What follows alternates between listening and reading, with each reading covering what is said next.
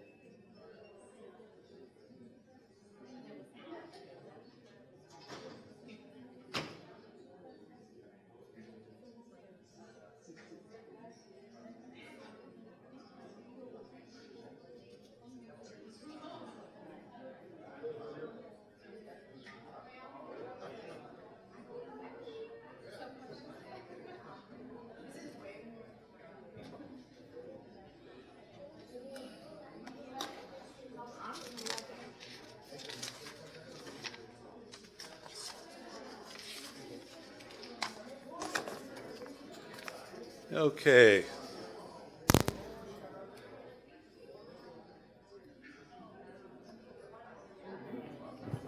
We're going to use this one. I like that. Welcome, everybody, to the GCC Achieve Innovation Challenge 2026. We are thrilled to have you all here.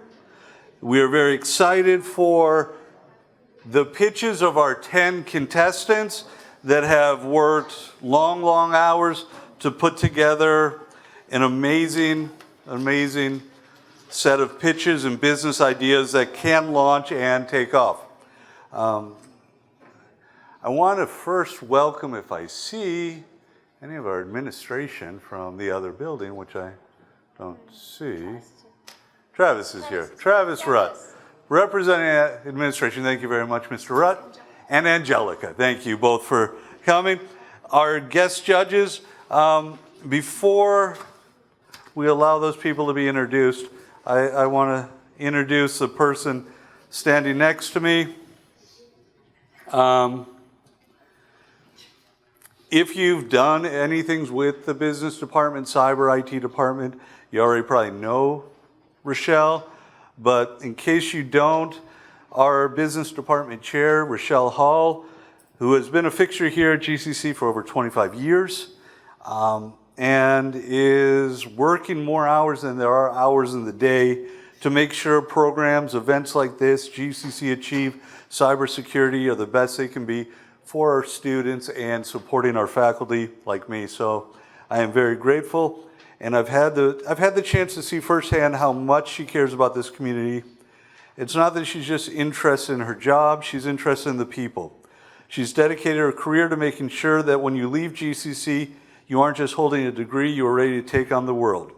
She's been a mentor, a leader, and most importantly, a friend, and one of the biggest champions for student success we have. So please welcome Rochelle Hall. Thank you. I couldn't tell you that. Thank you. Thank you. He surprised me. He didn't want me to know about that. Okay. She's on her way. Okay. We're gonna switch You gears. can do her last. Okay. We're gonna pump. Back up. All right. Thank you, Brent. We are so excited for this event. This is our big event of the year for our students, and we're so proud of them. The nominations that were sent in, amazing. And I do not envy you guys at all. I don't want to be a judge. I want to give it to everybody. So The first judge, I'm going to skip over. We're going to go to Vanessa. And I apologize, I got my cheat sheet here. Brent, you didn't tell me how to say her last name. Huh? You didn't tell me how to say her last name? Ariza. Ariza, thank you. I didn't want to mess it up. We're a little casual here, by the way. Vanessa joined Arizona's family in September 2023. She serves as the 9 p.m. anchor and reports and anchors for many other newscasts throughout the week. Sorry. In her free time, Vanessa enjoys hiking and exploring beautiful Arizona. Vanessa came to Phoenix from WFTS in Tampa, where she worked as the weekend evening anchor and senior reporter.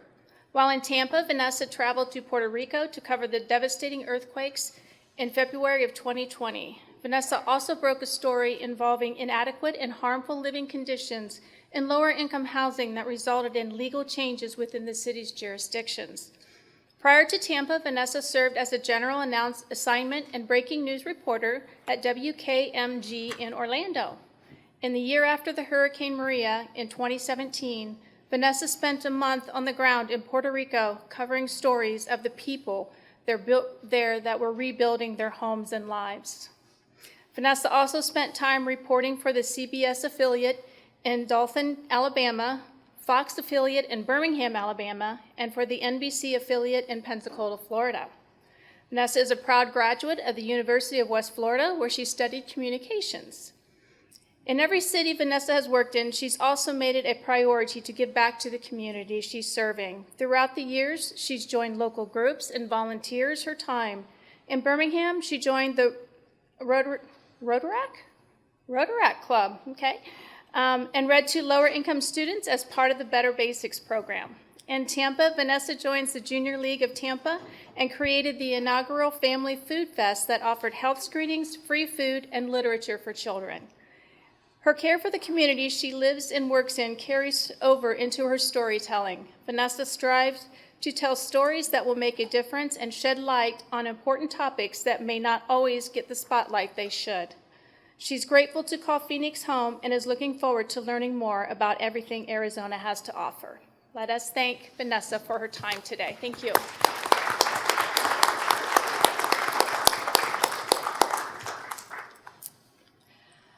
Next, we have Lynette Frederick.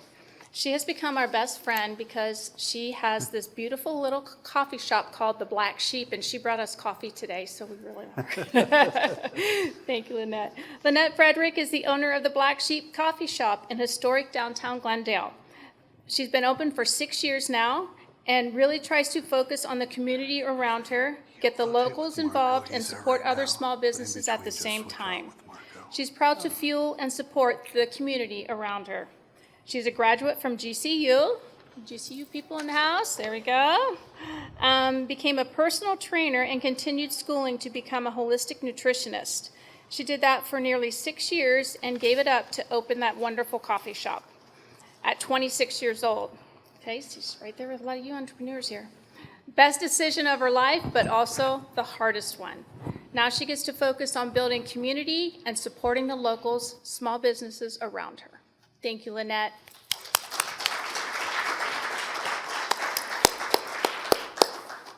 Okay, next we have Ryan Littman from Via Resorts. Experienced director of food and beverage and demonstrated history of working in the hospitality industry. Skilled in catering, restaurant management, food and beverage, hospitality management, and hotel management. Strong operations professional graduating from Pennsylvania Institute of the Culinary Arts. Ryan brings a wealth of knowledge in food and beverage, previously working as a director of food and beverage at the Gaylord Opry Resort in Nashville. Over Ryan's 30-year career with Marriott, he has opened 2 JW Marriott properties in San Antonio and Tucson, and supported the food and beverage and culinary operations at hotels in Chicago, Palm Desert, and Dallas. Thank you, Ryan, for your time.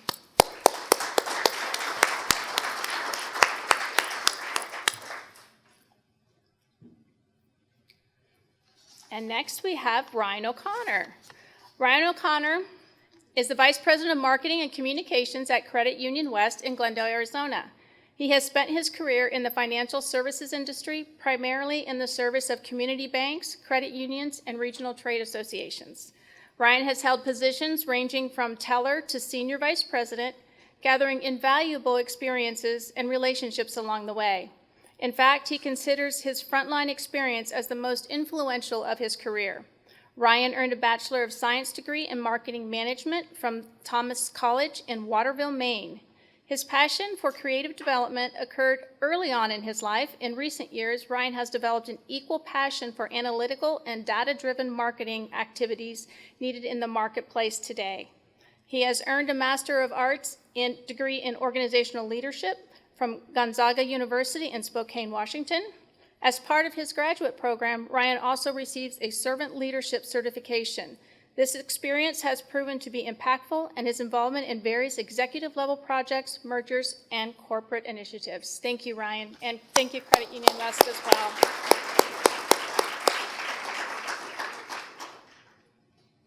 And now we're going to talk about Gordy Miklaka. Was I close? Mikalaki. Oh. I tried.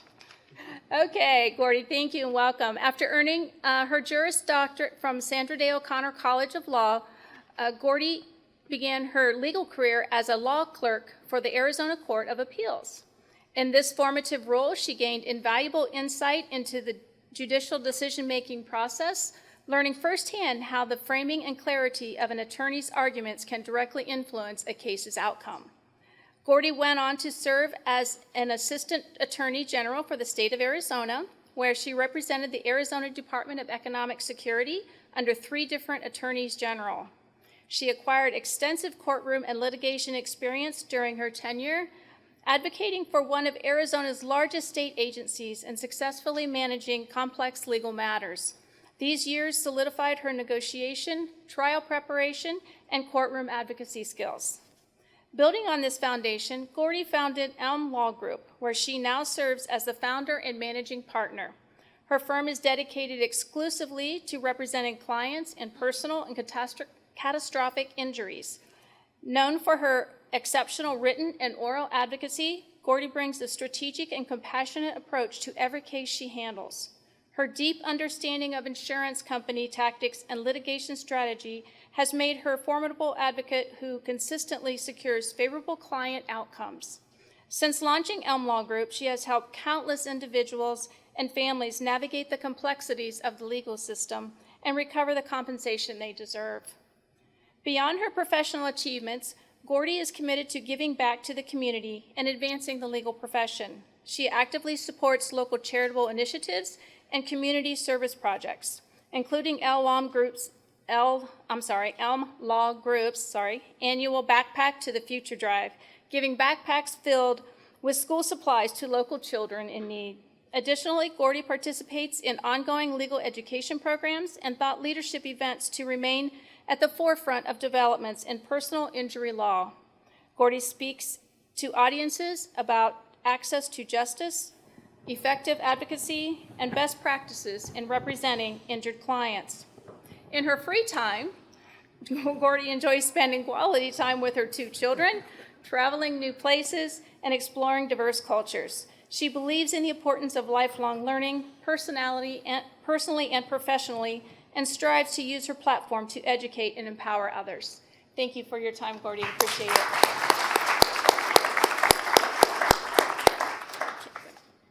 Sorry, there we go. And guest panelists. Okay. This is a small thank you that aren't necessarily here, but we wanted to recognize over the course of the year we hold events, and we are very thankful for the community members that come and support our process in trying to educate, inform, and inspire. These are just a few of the people that have been here who have come and shared their knowledge, their experience, and their drive to succeed. So I do want to thank all of these people that have come over the course of the year. We have a few of them here. Maria Brunner back in the back from Credit Union West, who shared a whole world of knowledge for us a few weeks ago, actually. And quite a few others. Gordy's been here, Vanessa's been here as well. So thank you all very much for that. Our sponsors and partners are integral to this. We at Glendale Community College do not have $17,500 to give away. So thankful to these amazing groups, we are able to do this today. So we're going to hear from Credit Union West a little bit later, but I want to once again thank Credit Union West for everything y'all have done. You've been partners from the get-go and made this amazing. Grand Canyon University, that partnership is incredible. We have a number of major universities in the Metro Phoenix area, and it is always Grand Canyon that is the first one in line to say, how can we be partners? So we truly appreciate that. Thank you to Grand Canyon. There's a scholarship opportunity, entrepreneurship through the Arizona State Blackstone. Thank you to them.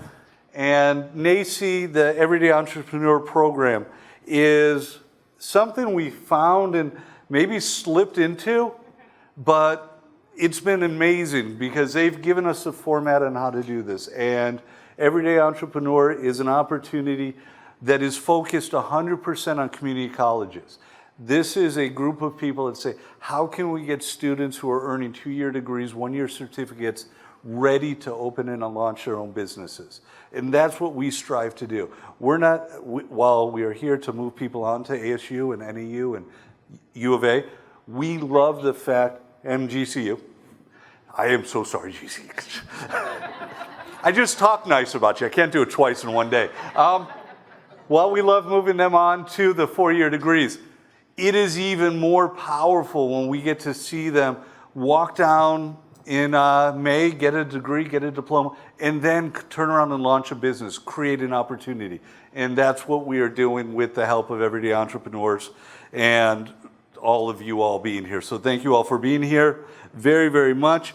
At this point, we're going to go through our 10 contestants. And let's see, it's not in the order, so I'm going to have to kind of see if I do this right. But in this row right behind the judges, we have our 10 finalists who are going to present a somewhere from 5 to 7, 8-minute presentation. Our judges are going to ask them a few questions. You all need to listen carefully to what everyone's saying, because once they are all done, a QR code is going to go up on the screen. You will flash that QR code and you will vote for which one is your favorite. Whoever gets the most votes walks away with $2,500. So don't leave early. So you only get to vote once. So yeah, this isn't like American Idol. Yeah. But we have, I'm going to start on my right, y'all's left as you're walking around, Susanna, who's going to be presenting a GCC Laundry Hub. We have Jocelyn and the JL and Tojo and Toho Bakery, excuse me. Then we're going to go to Shreya and Lumina Leaf, William, Baseline Supply, Joseph and Joseph's Foundation. Then Jasmina Wonderland is there. Sunday, Bridge OS. Dylan, Copper Cactus Cleaning. Aiden, Iris. And this year it was interesting. We had our first team sign up, and we're excited for that.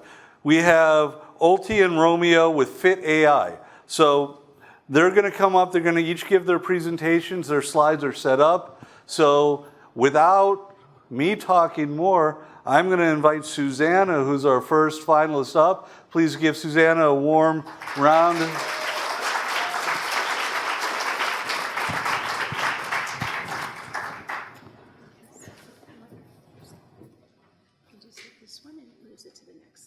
Okay. And this is your first slide. It'll always be one over there. Okay. Just turn this on. I'm gonna taste.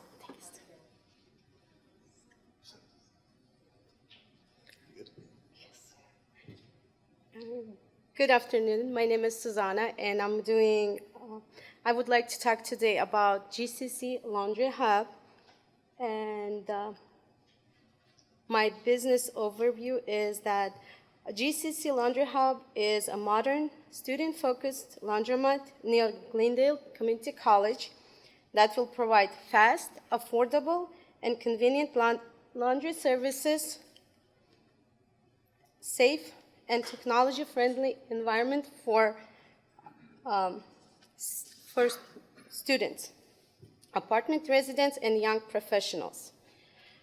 By seeing how inconvenient and frustrating laundry can be for most students and people living in an apartment without in-unit machines, many laundromats feel outdated, unclean, and uncomfortable, which makes its simple task be more stressful than it should be. As a student, I understand how valuable time it is and how clean environment affects us, especially when we're balancing between school, work, and daily responsibilities.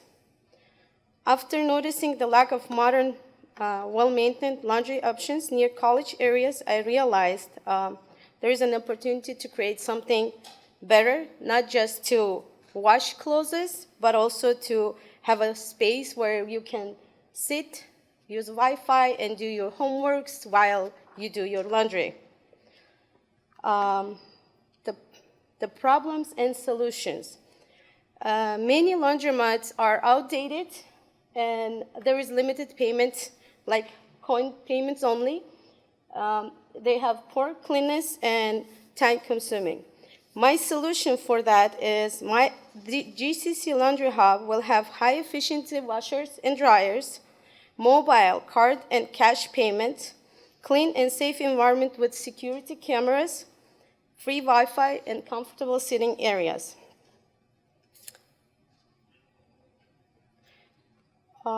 Target market is college students and young professionals, ages 18 through 30, and apartment residents who doesn't have in-unit washing machines. Competitive advantages. Customers can walk in and use new high-performance washers and dryers that reduce wash and dry time. Better customer experience by choosing optional service like wash and fold, steaming and ironing, and pickup and delivery options. Laundromat supports multiple payment options, cash, card, and mobile, and will be open 24/7. Financials. So the revenue from self-service and premium services, the pricings are $3 to $6 per wash and $2 to $4 per drying, about 750 to 1,200 customers per month, and also will include pickup and delivery. So there is my calculations. If I do $5 per wash and $3 per dry, I have total $8 per load. So if I do 100 loads per day within 24 hours, I can have $800 a day. Multiply by 365 days. It's a wrong slide. Okay, that's a wrong slide. But in monthly, I will get $24,000 as a revenue, and yearly it's $288 per year. And the add-ons are iron for $5, steam for $10, folding service for $7, and pickup and delivery for $15. That will be available in the future. So this is my graph that I expect to have a revenue throughout the years. Cost and profit. So it will cost me about $250,000 to $400,000 to start up. My monthly revenue will be $20,000 to $24,000, and I will see my profitability within 2 years. What I'm asking for is, I'm seeking for $10,000 for hiring a company to help find investors, and total desired investment is $300,000 to $500,000 for equipment, for employees, and for mentorship and partnerships and future growth And that's it for me.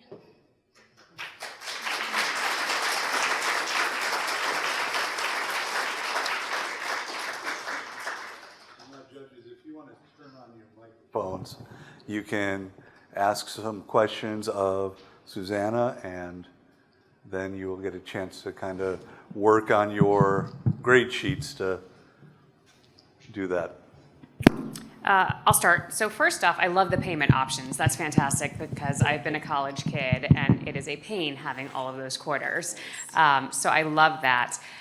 There are a number of have you done the research as far as how many other laundromats are already in the location where you would ideally like to set up and how your costs compare to theirs? Yes, I did the research. There is one laundromat on 59th and Thunderbird, which is not far, and then another one is on 59 and Northern. So I'm thinking to do here in the middle on Olive and 59, which is like next to the GCC, next to dorms, next to the apartments, and there is a beautiful space available.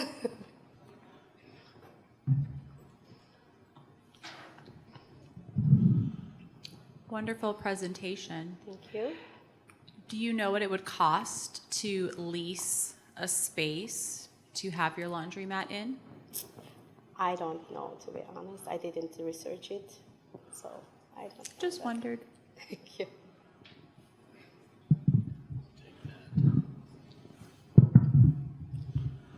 So yeah, again, nice job on your presentation and all the data you provided here. That's fantastic.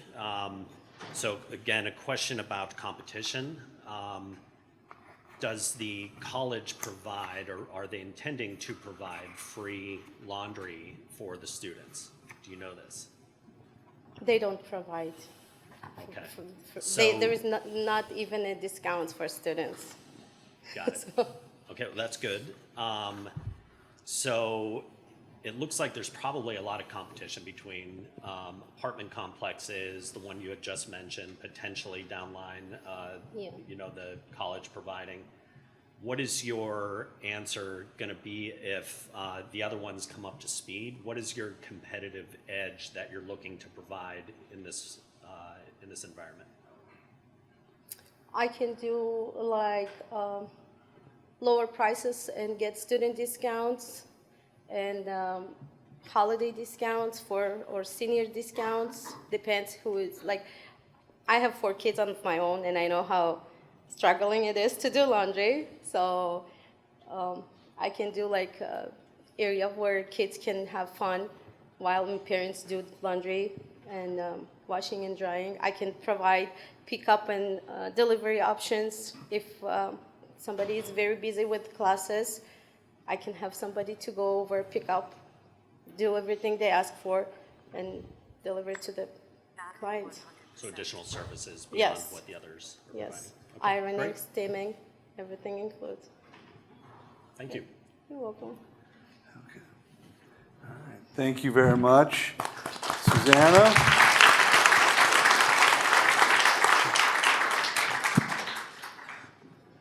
And we will now give the judges a few minutes to review the presentation, make some notes, and in the time being, I will, I saw our Vice President of Academic Affairs snuck in. Would you like to come up, say hello to everyone, or just simply wave from the back? Say hi to them. You didn't know you were going to be put on the spot. Yes. Okay. Thank you very much. And also we have back in the back hiding as well, Miss Molly Sutherland. Thank you very much for coming. She is responsible for helping much of the career development and internships and jobs and career fairs and resume writing and LinkedIn creating and gosh, all the fun stuff. Her office comes with a lot of treats in it, so go visit Molly. And she has put out on the chairs notifications for the career fair, opportunity fair coming up. So we will talk about that later during the day as well. So, okay.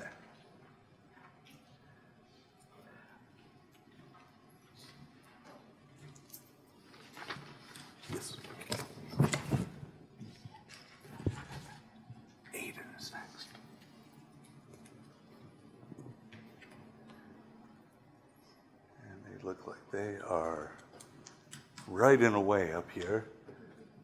But Aiden, if you want to come up, start getting set up, we'll let them finish their final grading. And I will say to Gordy just real quick, just so you know, keep those in there because we need those at the end. Yes. Okay. All right.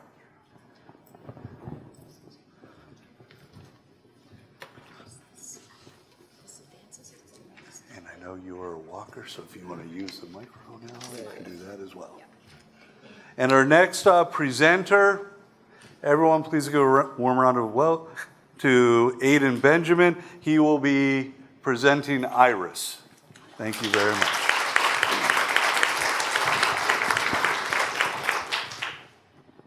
Hello everyone, my name is Aiden Benjamin, and today I'll be presenting to you Iris, which is the future of nightlife safety.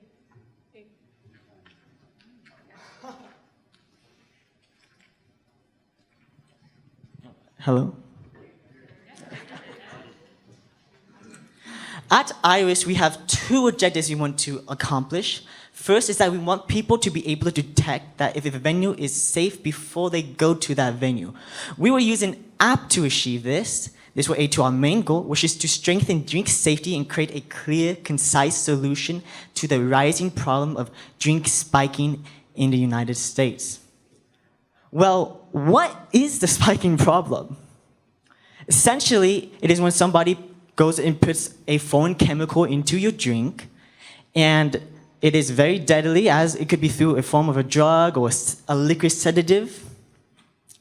It's also, it causes 82.8 million deaths every year, according to the World Metrics report of 2026.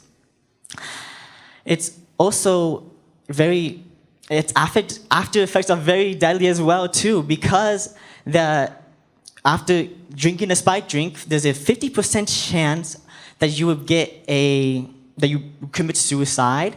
You are also more vulnerable to depression and sexual assault as well. And it is very common. It is a 1 out of 15 chance, and it is rising over the years. And I actually knew somebody that actually got their drink spiked, and they got a lot of their stuff stolen, which is why I got this idea from.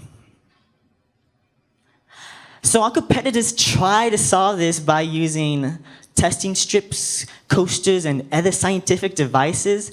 The problem with these is that they are overly scientific and awkward to use in a real environment, as it's very not very designed for a party environment, not designed for really a nightlife environment. Moreover, is that most of these only detect 1 to 2 chemicals, which there are thousands of chemicals that a drug can alter or do not alter. Our other competitors are crime websites, crime apps. These they tell you what crimes are happening near you, but they don't tell you before it happens, which in this case is drink spiking. Our app will provide, our device in app will provide that. We will be able to tell you that the drink is spiked or not. So the solution is to modernize, normalize, and collaborate to evolve the state of drink industry. So we will modernize by using a lightweight design, a key fob-like design, so you could easily carry it on your keychains. We will also have AI anomaly detection. This means that it will detect the chemicals in the drink and compare it to the baselines that we have already put in the app. And if it detects anything abnormal, the LED lights on the device will glow to represent what the results show. We will normalize, because most people do not use any type of drink safety app or drink safety device at all. So we must have advertisements, like digital advertisement, targeted advertisements. We will do on-site promotions to warn people about the dangers of the product and to inform them about how our product combats that. We will also have seamless app integration to make it more easy for people to get into. We'll do our on-site promotions in nightlife events, nightlife venues, nightlife clubs, campuses, everything that it would be used for in. So we need to use our community to also to develop this. So we're going to be using our community scans. So when they use the device, they will scan it, the drink, and we'll be collecting the data from these scans to build a community average for non-verified Irish drink scans. So this would be used for venues that we haven't been to yet. And with our partners, we'll be doing the verified Irish scans of those, and then we'll be using those instead of the average. And we have to network through these partners. So we're going to use networks. We're going to talk to people through these things to promote our product. Our target markets are young adults, tourists, and nightlife employees.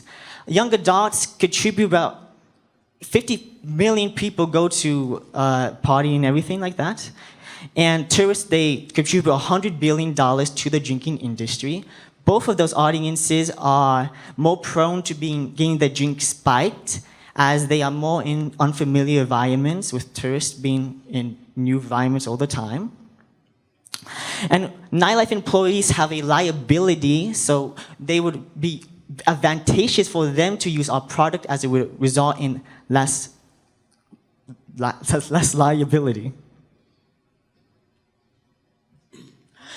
So our business model is within two components. We have a scanning device and an app. The scanning device would be $55, and the app will be free with advertisements. And the device, will be selling it physically and online. We'll be selling them in nightlife clubs, events, and all those places that we would find them useful. And we expect most of the sales to be coming from that. And for the app, it's free on all the app stores there are. And there's an optional premium tier for $8 a month, which tells you the advanced, they tell you the venue recommendations. They give you venue recommendations for the premium tier. Basically, what that means is that based on your drink scan history, it will recommend you places to go or drinks to try. And our business scalability. In year one, we are planning to finish the prototype and pilot them within bars and campuses. We are also planning to launch the app to test the dual sense feature that we are planning to include in the app. And both of those are devices, I mean. In year two, we'll begin small batch manufacturing. We'll launch in Phoenix to gather data to determine how to make our product better. We will also, in year three, start doing, we're going to do retail distribution in the campuses, in clubs, and all the nightlife areas.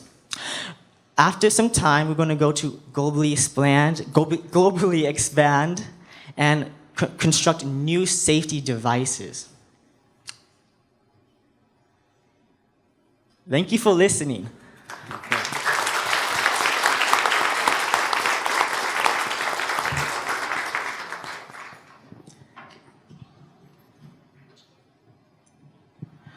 Great presentation. I honestly feel that you spelled out a really interesting and unique problem. So I kudos on that.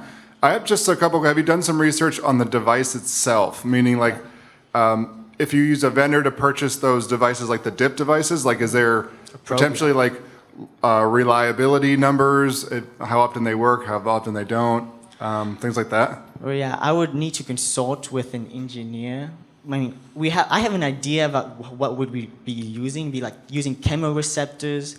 We would probably do the Bluetooth so the device would connect with the app.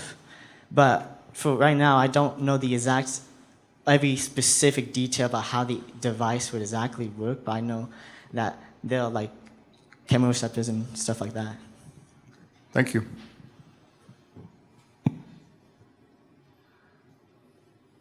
When it comes to the device, kind of along those same lines, who would you go to, or who do you have in mind as far as keeping that sensor up to date with the latest science behind it, right? And who is this mastermind, the science behind it, making sure that they know what they're doing and detecting whatever abnormal product is in a drink or is thrown in there? Yeah, I think mainly this product is designed for younger audiences. So well, not younger audiences, but like young adults, ages 18 to 26. I was thinking of maybe going to like the ASU and asking them about this stuff and to get some data from it and see how we can really make this a real thing. Sorry, one more question. You're gathering information, which is great, but any thought about how much you would have to pay for those units yourself and what your margin would be off of those? Have you had any consideration on that? Yeah, we're planning to at least try to make a profit of at least $8. So we're planning to at least keep the cost down to at least 47. And hopefully, since the product is really small, it's just a key fob pretty much, and you could easily carry it anywhere. And it's just LED lights. Those would be probably a lot cheaper than the actual sensor part of it. The sensors would probably cost the most amount of money regarding the construction of the device. Got a question here. Just make the whole thing up. This is great. This is my world, quite frankly, the bar and restaurant world. I live in this. So I'll be a customer once you have this developed. So speaking of developing, how much do you see this costing you in the R&D to develop this prototype out? R&D. Obviously, so the total cost, I'd be thinking to develop the blueprints and everything to do that, I think probably we're going to take at least $100,000 to really do the plans and stuff, and then to really begin manufacturing it. And to manufacture it, we'd probably be trying to keep the prices as low as possible. So maybe we use lesser quality materials to make a profit back. And sorry, this thing. So how are you gaining the funding for that $100,000? We're asking for investors to invest. We'll be looking for people who want to partner up. We maybe offer them equity or whatever. And we're just looking for partners, mentors, and people who want to invest in a safer drinking future. That's what we're going to do. Okay, thank you.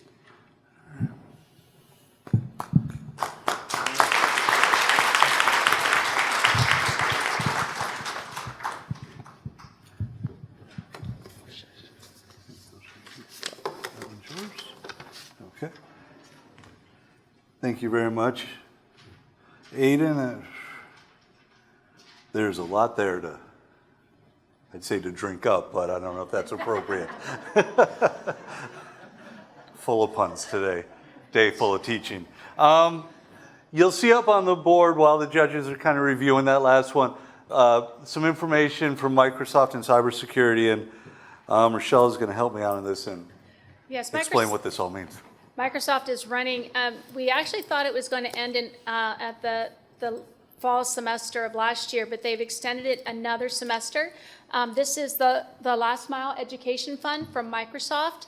And if you want to scan that QR code, or you can use the link below there as well to apply for $500 cash assistance. It's a one-time $500, but one of the things that I really think is good about this is you also get the mentorship from the Global Mentors Initiative, and you get free LinkedIn Premium for a year, and you also get a GitHub benefits for a year. So that is quite an extension of that $500. It's a pretty simple process, pretty simple application. These are the different majors that it's looking for, but when it says artificial intelligence, that could be in psychology. Somehow AI is incorporated into that. It's getting incorporated into everything we do, so we don't actually wouldn't necessarily have to have a degree or degree seeking in AI. It could be a part of the program that you're already in. So, take your chance, get $500. I think we had 19 students last semester alone that got funded through this scholarship. So go for it. See if we can. Doesn't hurt to try. Doesn't hurt to try.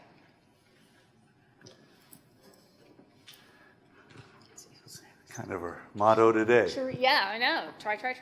Yes. It looks like we are Okay. at a place ready. Who's ready? Okay. Shreya, You are next up, so please join us up here.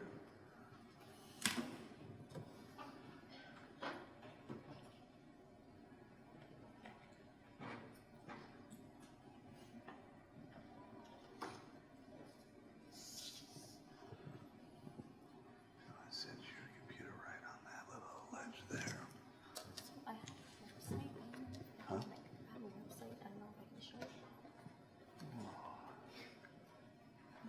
The website. Can we go to? Yeah. Okay. Do you want to do that before the presentation? Okay. So, you want me to turn off the lights now? Okay. So, if you want to walk around. For the presentation, do you Yeah. Oh, yeah, sure, yeah. Turn them off. Yeah. Okay. That's on for you. And this moves you forward and backwards. Okay. And it's going to get a little dark in here because Shreya's got some visual effects to go with us. So,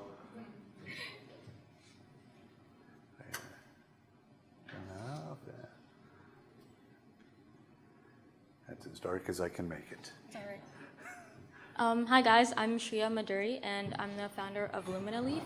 We are a startup biotech company which is focusing on bioluminescence in our places of hospitality and any retail spaces, personal spaces for decoration or natural light.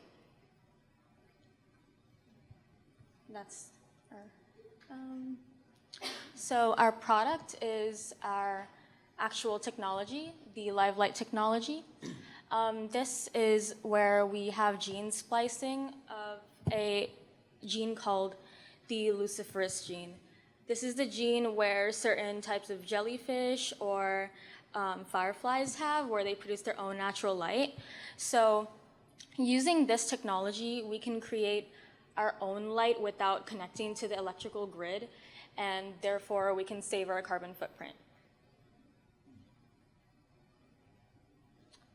Oh yeah, and our target spaces are any luxury offices, hotel lobbies, any residential areas, luxury places, private places, even homes, interior designers. So since we are a startup, we would like to be in close proximity to MIT and Harvard. That's why we would like to be in the Seaport District. This is where all of our research and development continues. And since Boston is the epicenter of the biotech industry, we would like to be there, and we are currently in the #1 innovation hub. So our mission is to basically eliminate our carbon emissions through our technology, because this completely replaces electricity lighting with natural zero emission lighting through biological alternatives. Also, we would like to bring nature back to our environment and also improve well-being and our air quality as well. We would like to go into our interior design as well and move it into a more dynamic and more self-sustaining ecosystem within our spaces. So for our vision of what we would like to do with our idea, in our near term, we would like to establish Luminaleaf as our premier bioluminescence design brand throughout the New England coast. And then for our midterm, we would like to expand across the United States as our growth is accelerating and hopefully get nationally recognized. And then in our long term, we would like to expand into Europe and Asia, where there are a lot of green and environmentally friendly alternatives, and regulations for alternatives are there, where we would like to increase our presence in those areas. And then we would also like to expand our vision for having more living cities where it's powered by our planet itself and biology, and not the electrical grid where we're saving our planet. So who we are, we are a firm specializing in bioluminescent flora. To add to that, we're also expanding on not just trees, but moss and flowers, where we could use it not just for utility purposes, but also decorative purposes. So yes, our market is for more commercial real estate or eco-conscious individuals or companies. We're currently still a startup, and that's why we would like to ask for about 15 to 20,000 for our research and development, our patents for our technologies, and as well as working with the local government for the ecosystem. We're also, our team is working with biologists, professors, and interior designers and AI engineers to develop our technology even more. And we currently have about 3 patents pending, waiting on funding. This is our biopod system that it basically encases our light that's coming out of the plants, because the plants are producing light 24 hours. And so this would basically shut it off when you would need to, and obviously also it would be trained by AI to detect the health of the plant, where whatever the plant needs, the system will tell the owner, and then it would send the information to our system, our headquarters, and then that's where we would service them. So the service would also be paid by the owners of the systems, and then it would also be voice activated and all of that. The environment inside of the pod will also be controlled, as well as the hydration level, the oxygen levels within it. So the plant would be continually releasing oxygen while also providing light. Yeah, just explain that. So our competitors are basically our traditional lighting, and then, which obviously is connected to the electrical grid. And then we have vertical farming companies where food is grown, instead of on farms, it's grown in a lab, basically one on top of the other, in like a skyscraper. That it does save space, but also it's strictly food production, and it's not, it's more industrial, and it's not suitable for interiors and luxury spaces.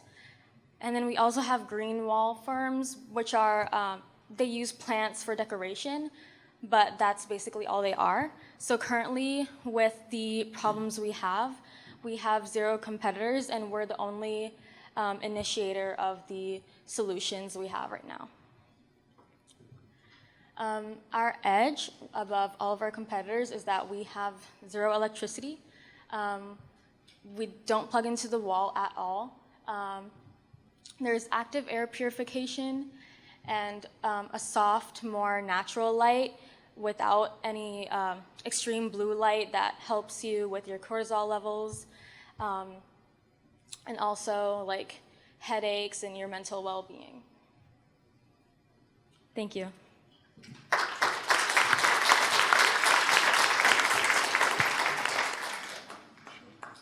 Questions?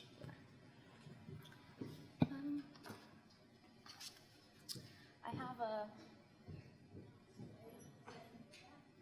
This is a prototype that she's sharing with the judges of the lights, and hopefully y'all can see it a little bit as well, how it works back in the audience.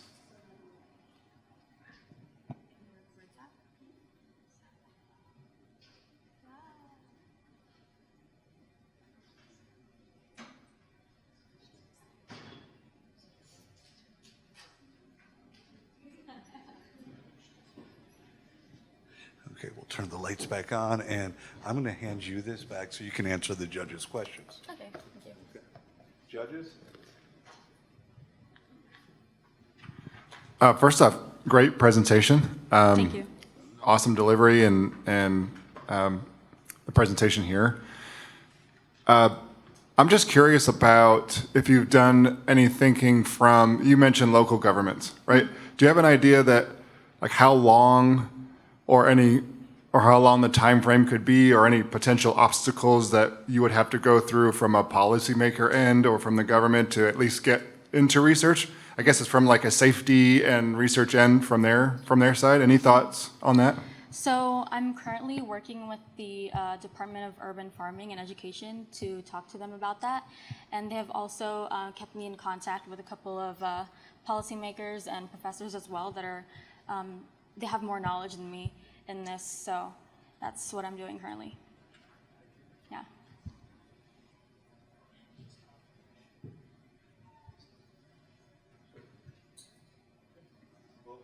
Thank you very much. Thank you, thank you.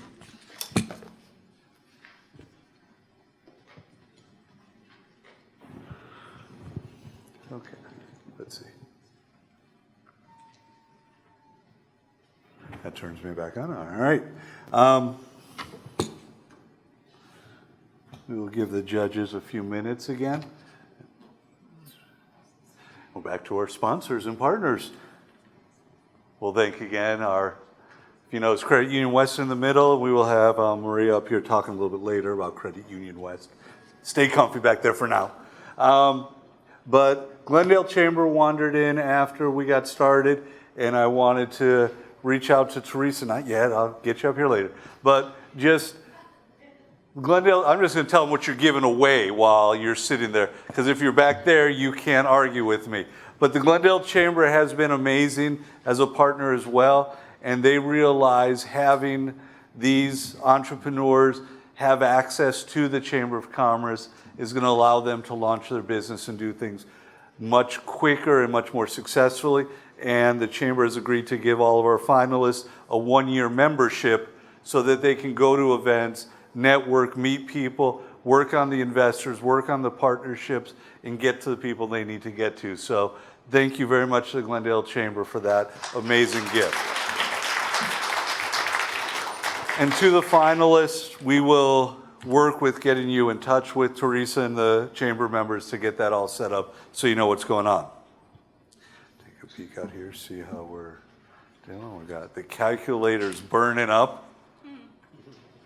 I see that. All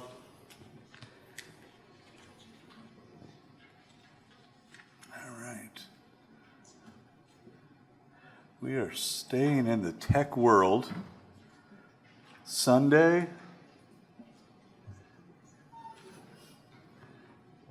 Looks like everybody's ready. Y'all ready? Okay. Do you want the microphone?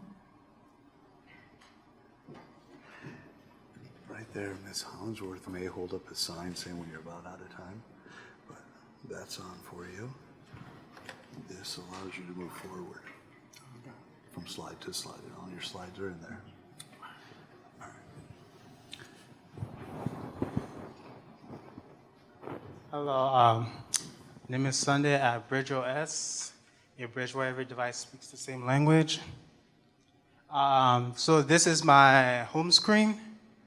What you're looking at is all the stuff I managed to add. And the fan, that one took me like 2 days with no sleep. The first time I added, I got the lights to turn on. And then the fan was able to spin, but the code was all messed up. So I redid it, and then it just stops working. And then now the lights only turns on, but the fan won't turn on.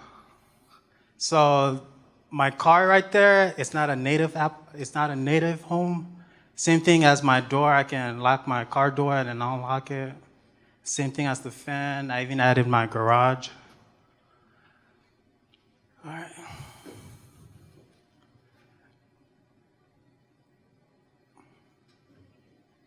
Oh, there we go. So the mission or the vision. The first smart home translator that speaks all device language. You got a smart light that only works on Alexa. BridgeOS helps, got you covered. What about the ecosystem that a device works on? For example, it's only on Alexa, it's not on Apple Well, BridgeOS can gap the bridge and get you covered. BridgeOS simply makes every device compatible. How it works, it connects to any smart device, Zigbee, Z-Wave, Wi-Fi, Bluetooth, you name it, it has it covered. All the signal will be translated in real time and appear in the user preferred ecosystem. So if you have an iPhone, you like using your home app, you can use it. If you got a Android, I don't know what it's called, but you can also use it as well. No cloud, no subscription, no replacing hardware, no ongoing app use. Everything runs locally inside the home, giving the user faster performance, stronger reliability, and complete privacy. Why? Well, right now, all the smart home are fragmented, devices don't pair, features break, ecosystems don't talk to each other. Customers hate compatibility wall. You go shopping, you might end up buying the wrong one. It doesn't work with your device.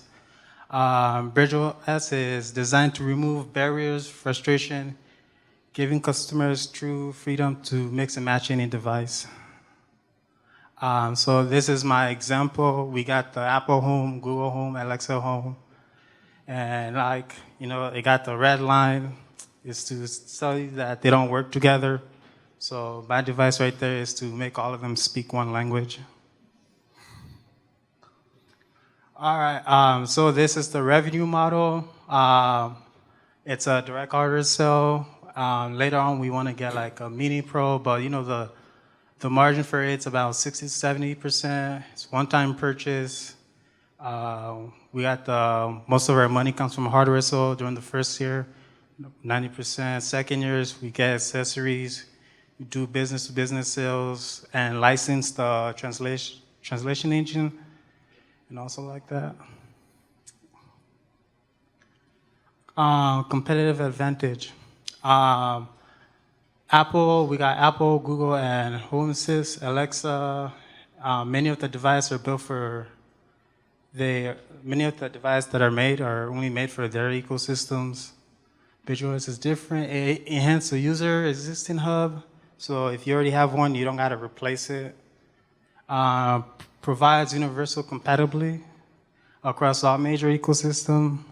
Operates 100% locally, ensuring privacy and speed. Give users true smart home unity, something no major platform brand does. Funding.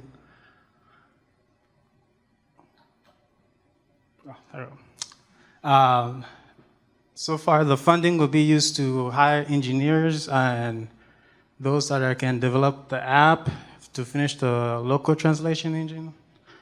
To get this is to get it close to market ready, but it's not fully market ready yet. I'm seeking about 50 to 75K. Questions? Oh, it didn't pop up.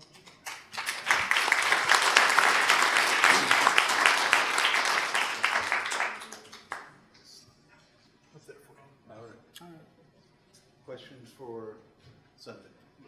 Any questions? I have a question. So you're proposing an integration between several others that already exist? Yes. Right? Okay.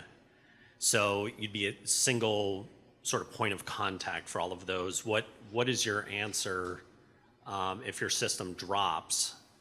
You're not going to be able to get into your car. You're going to sweat because your fan's not turning on, right?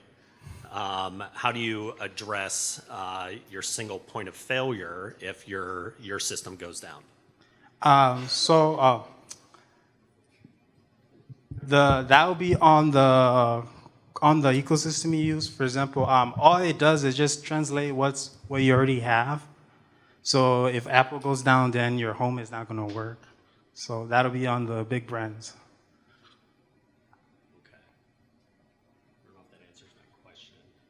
So if you're the middleman, mm-hmm. Your device fails, not the Apple system, not the homebound system. your only way to get back in is to revert back and find Homebound or your Apple devices? If it goes down, then I didn't really thought about if it goes down, because all it does is just translate. So it's like you're using a translator. That's what it does. Got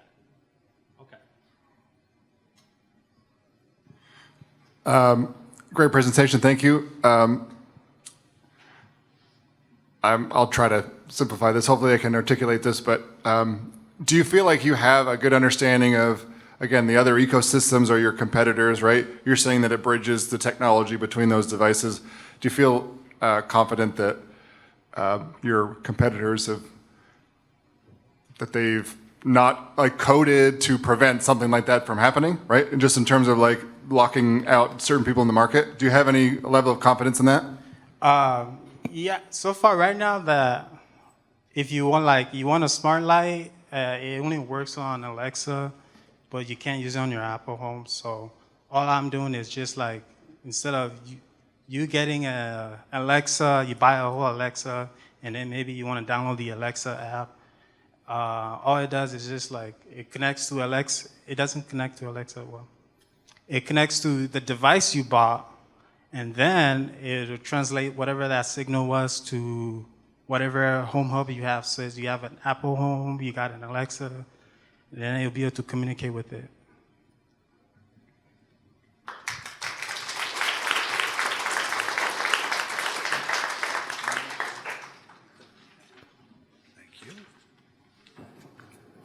Okay, now we are lucky to have in Arizona, nationwide, GCC is lucky to be part of our DECA organization.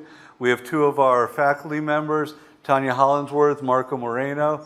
Y'all please come on up. Share a little bit about what DECA is doing, the amazing students that are... Hello, everyone. So DECA is our marketing club. It's actually not a club. It's an association. It's an association, a national one.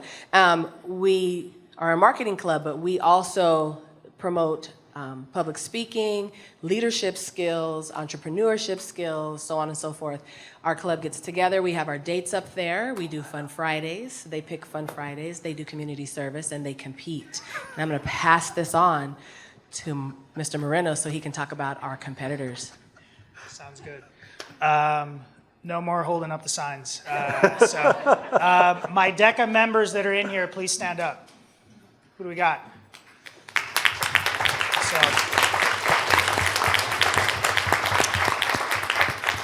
So similar to what Tanya said, kind of piggybacking off of that, we really just want to teach the students business skills. At the end of the day, really, when we have students come talk to us during the club days, I always explain to them that we really try to teach them human skills, durable skills, soft skills, whatever word you want to use for it, that really translates into everything that you do in life. So a lot of them are life skills. So we try to give them a lot of practice at that.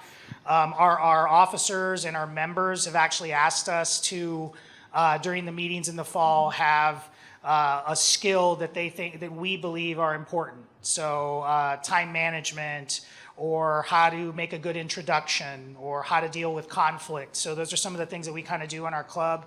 And at the same time, we were both young at one point, so we wanted to be very enjoyable for the students, and we give them a very, very long leash to have a leadership role in the club. So that's very important to Tanya and I. So if any of you are interested, or if you have any students here that would like to join, we would love to have them, and the more the merrier. So thank you for your time. Oh, my national qualifiers, please stand up. Give them a round of applause. These three students qualified for Nationals ICDC in 2 weeks in Louisville, Kentucky. We get to go to Kentucky. Thank you, guys. Amazing, amazing. Okay. Gave the judges some time. Our next finalist is finalists. We have our group today to come speak. about Fit AI. Olti and Romeo, please join me up here, and we are going to break down the slides, and that's that for you. That's good. Okay, we'll get that. And you've got that microphone right there. Okay. And he's got one. Hello? Okay, that's good. Yeah. Hello, everybody. Again, thank you guys for your time coming out here and checking out our app. So at first, I wanted to really start off with kind of a basic question. How many of you guys have struggled keeping a consistent diet or even workout plan? I know I have. And, constantly I'm wanting to have a stricter diet, but at times it's struggling because I enjoy my pizza, my wings, my pasta, you name it.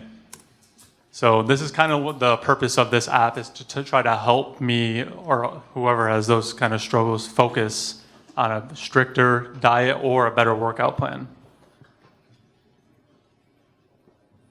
So this is kind of like when you go through the app, when you first sign up, you basically take a picture of yourself, and it gives you an estimate of your BMI, and then it kind of gives you a summary, and also you also want to feed into the app your goals and kind of what you want to set out for. So for me, it would be, let's say, lose 10 pounds. For another person, it might be gain muscle mass in their chest area.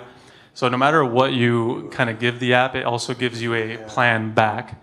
So for instance, there's some of these available challenges on, it could be on a day-to-day base or on a weekly base, and then you just join those challenges. So, and then you can also earn points, and we have like this voluntary leaderboard that you can compete against others with, and that's basically the very beginning of all that. So. The reason we kind of started this app was I met Olti through GCC a few months ago when I started the semester, and we started going to the gym together. Honestly, when we were going to the gym together, it was nice to have his point of view and just in terms of like the way he works out.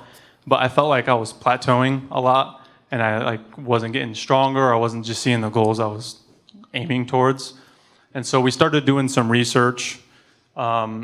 And we were finding answers, but it was just kind of scattered all over the place. And then one website gives you one answer, and the other website gives you another. So we kind of wanted to just make it easy for, especially beginners, to find everything in one website. And so with that being said, we took matters into our own hands and created Fit AI. I noticed a lot of these sources that were telling me that beginners have a real struggle kind of picking out through all of the messy information that you can get, especially when it comes to diet, like for someone like me. I know to cut out important things like fried foods and stuff like that, but I also wanted to dig a little bit deeper into that. And our app actually, if you were to take a picture of, let's say, a slice of pizza, it gives you information on the macros and micros. So yeah, there's the food scanner feature here. Again, I wish we could actually take the picture, but yeah, so for instance, it just analyzes it, gives you instant feedback, and you can just do that for full meals as well. I was kind of playing around with it at home, just on my own time. And so then, so when they analyze those, and that's not the only thing it analyzes either. So like coming back to the body scan, that helps you kind of get a better idea of what you want to be and what you want to turn yourself into. Again, everyone has different goals.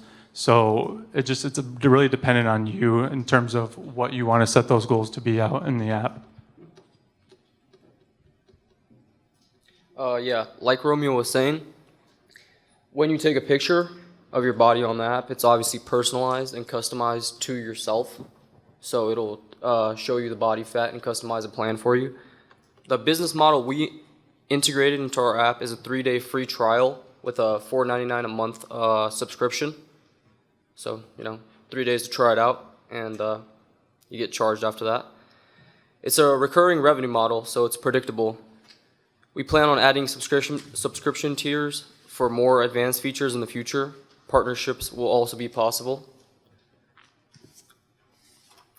The target market is anyone who is looking to better their health and accomplish any goals they set. We have heavily focused on beginners who don't know where to start. FitAI's advantage is its ability to provide instant feedback that's personalized just from a photo, making it faster, cheaper, and more convenient than traditional fitness apps or personal trainers.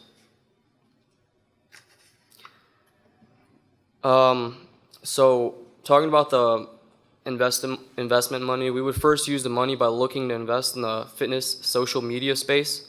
For example, paying well-known fitness influencers to advertise for us and just make videos, not just like blatant advertisements, but like just using our app. At the same time, we will try to grow our own social media, also trying to turn viewers into subscribers. We will enter the gym space and buy our screen time there too. FitAI will retain subscribers by rewarding users for accomplishing weekly goals. And some extras to mention. So if you're worried about security, we do have a end-to-end encryption on our app that does actually work. So there's no leaks or also this app is going to be 13 plus. So younger than 13, you can't use it. And our cost to run this app isn't a lot. So it would be about $100 a month just to keep updates on this app and our LLC's advertising. We would think it would be all in about $20,000 investment. And yeah, that's pretty much it. Do you want to show them the leaderboards, kind of that idea? Yeah. So I think it's a really cool feature. Again, it's voluntary. Like just because you have the app doesn't force you to compete against others. But we found that like having a reward system. Let's say if I want to enter a competition, that makes me more obliged to like actually do other goals throughout the weeks. And then again, I just want to push myself a little bit harder because maybe a family member or a friend or even someone across the world is kind of competing with me. But there are also some people don't like going to the gym and kind of being bothered with others. So then they will just go ahead and kind of compare on the app without having that interaction. Yeah, also, we have actual videos that are customized to your plan that will actually show you the workout and explain it to you instead of just telling you in words what to do. Let me see. Can I play a video? I think this is really good for beginners that want to go to the gym, but they kind of are overwhelmed with all the different workouts.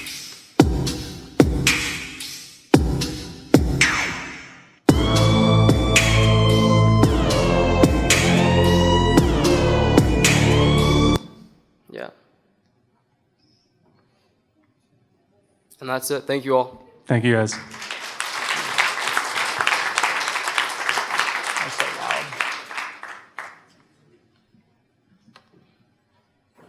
How did I know Lynette was going to grab that microphone that fast? Okay, I have two questions. So who is actually creating the workout? Is it AI or is it like you in the app creating the workout plan for the customer? No, so you take a picture of your front side and side profile, and it determines your body weight, and it will give you like in the beginning it'll ask questions like how tall are you, or like what your goal is you want to lose. Like it'll give you realistic questions. You have to give it realistic answers, obviously. Take a picture, it'll tell you your body fat percentage, and the AI we have preloaded videos in because the AI video was not really that good. So we have preloaded videos, and there's over like 500 videos, but it'll give a custom plan to you based on your body weight and what you answered at the start.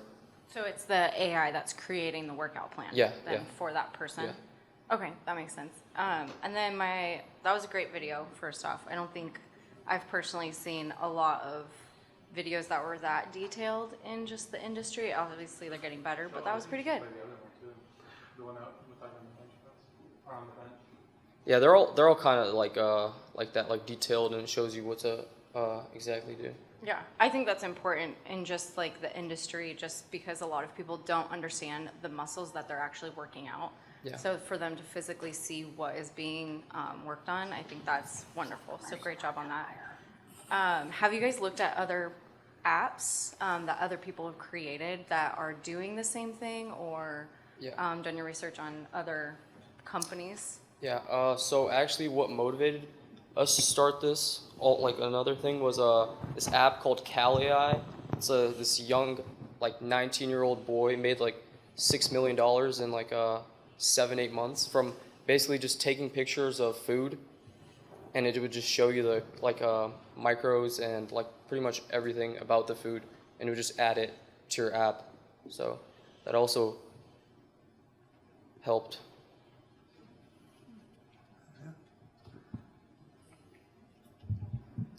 That's it. Very confident presentation, first off. How did you decide on the price point monthly, $4.99? Did you do like market research to see what other people are charging? Yeah, I mean, I think honestly, just as college students, we know, the subscriptions start to add up with Netflix and Disney Plus, the list goes on. So we wanted to keep it at a lower price to just make it affordable for basically anyone. But we are wanting to implement like subscription tiers for the people that want. So say you start off on tier 1, you start to see a lot of good progress, and then you're like, I want a little bit more features or a little bit better advanced AI in terms of accuracy. Then okay, we'll bump you up to the $9.99 a month, and maybe just have like 2-3 tiers available. So that's where kind of the pricing comes in. But we wanted to start off with a real basic, the $4.99, and we also did the 3-day free trial because we just want to at least try it out. So. Thank you guys.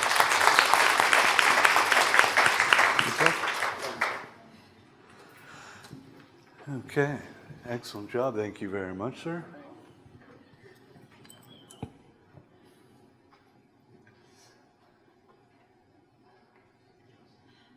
See if it tells me where to go next. That's autocorrect for you. Okay, as the judges make some notes and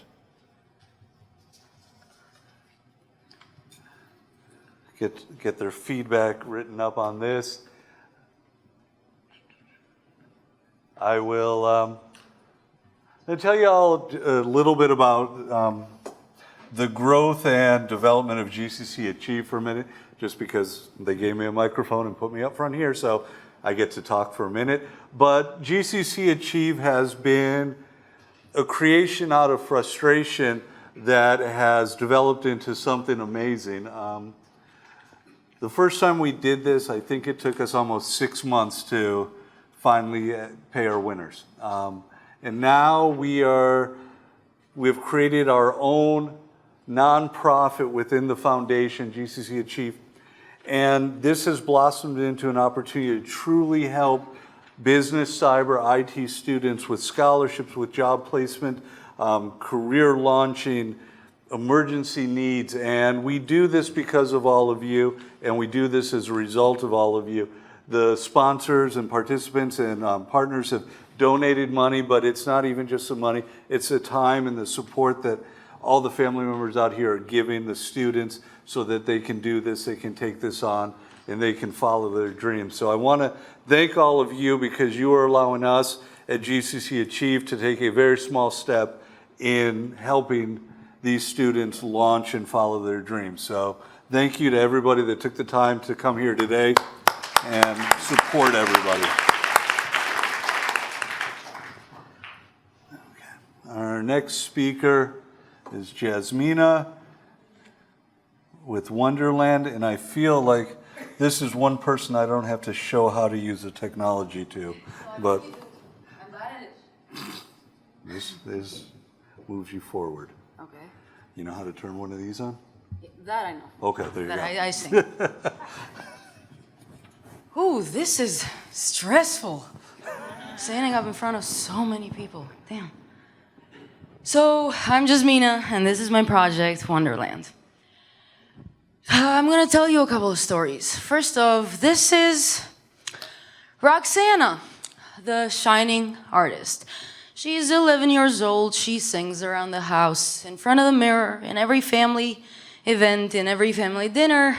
She sings so loudly, she's so proud. And on a random Tuesday, a thought pops up on Roxana's head, and she decides she wants to become one of the greatest artists of her time. She's a musician. So she runs to her dad. And her dad's a businessman and he owns a law firm. So he's gonna know what he's doing. So Roxana goes to him and he laughs at the idea and he says, I'm gonna support you with everything that I got. Fast forward, he starts building a YouTube channel for her. And she's posting herself singing, and a few years later she has built quite the fan base.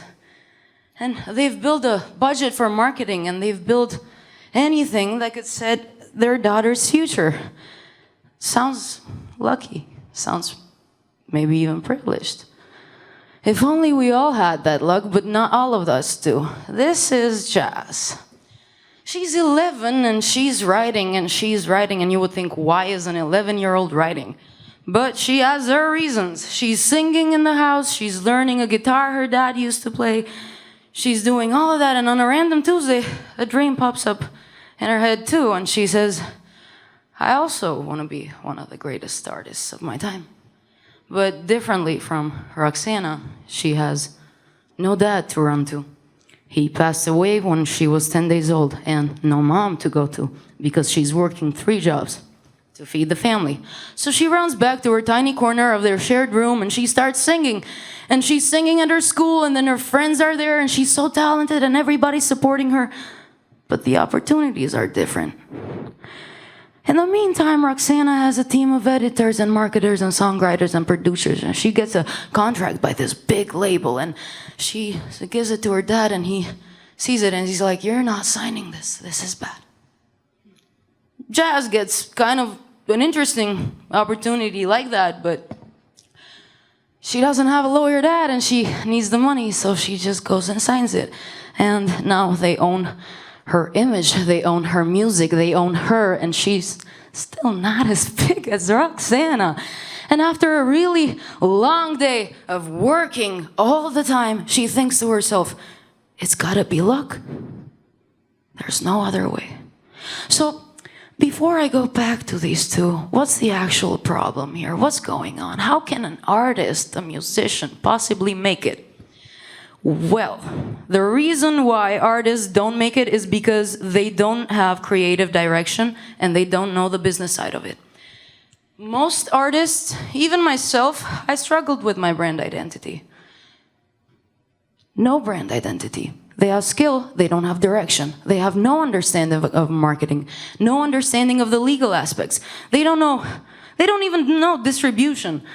They got creative blocks and they don't know how to handle those. The industries are exploitative. They have a big lack of monetization strategy. They probably don't even have the budget, so it's knowledge is against them, money is against them, and they don't even have a content creation strategy because they need to do all of that from scratch. So how can an artist ever make it when talent is not enough?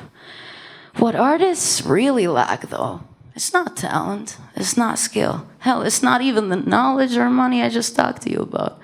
It's a support system. The system is broken. A world where artists don't starve is a land of wonders. It's delusional. But what if it's not? Welcome to Wonderland. Wonderland is an artist support system, but it's in the form of a school.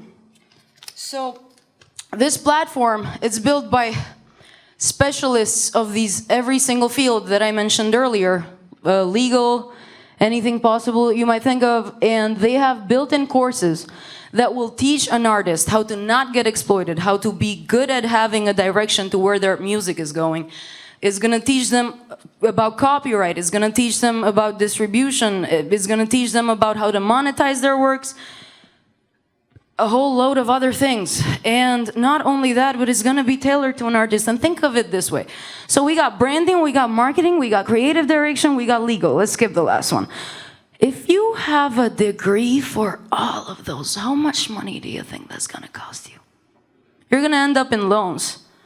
Maybe I exaggerated or I calculated exactly well for a big university. $400,000, somewhere like that, if you want to do every single field plus art. But what if I told you you don't need $400,000 of a degree to know all that? $30 a month, a subscription. So what Wonderland does is gives the artists the actual things they need without scamming them, or the education system teaching them completely different things from what they actually need. I'm gonna do a little comparison. I'm gonna do a little comparison of how school and what school teaches you and what labels do to you and what Wonderland will do to you. So give me 1 second, I'm anxious and I need to get this note. So, school teaches you music history, school teaches you music production, school teaches you music theory. Wonderland teaches you creative direction. It's the authenticity of who you are as an artist, so your music doesn't sound generic like everybody else. Not only that, but it's creative outlets that are built for the artist. On the other hand, we got labels. Labels own your image, they own your music, they make money off you, they have control over the artist. All in all, you've heard the stories, man. I'm not even gonna mention them. But in Wonderland, you have a system that teaches. It gives the knowledge. It develops authentic artists. Now, quickly, artists don't starve when they have opportunity. Every 3 months, we will choose a submitted song and get the artist a team of people to help them for that song to blow up. We are gonna do marketing strategy, video recording, editing, branding, live performances, and it's all gonna be for free because we wanna actually help these guys. Scalability. We have a year-one goal to get 10,000 students using really good marketing skills and a bunch of influencers and controversial TikToks where we overthrow the academic system. Year 2, from just musicians to all artists, writers, painters, etc. Wonderland becomes a networking land. Goal, 100,000 students. And by year 3, we want to go global, make this academic, and build actual schools to help these people. And for a startup, ideal cost would be $20,000, but an actual startup cost for a student at GCC that has a best friend that does web development, up to 100. Yep, we can get that done. So the thing is, artists don't need to lose for us to win because artists don't starve in Wonderland. I want you to, whoever wants to see a sample of this website can just scan the QR code and check it out if you'd like.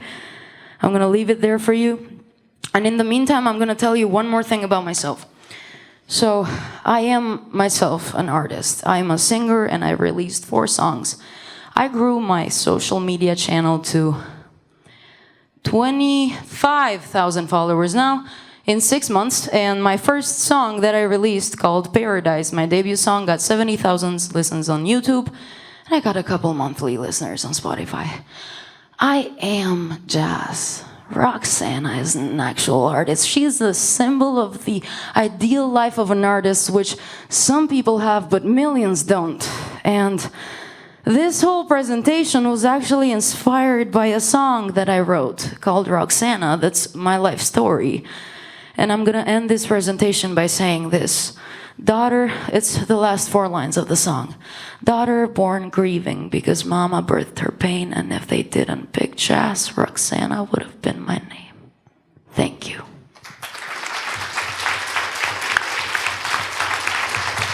Any questions?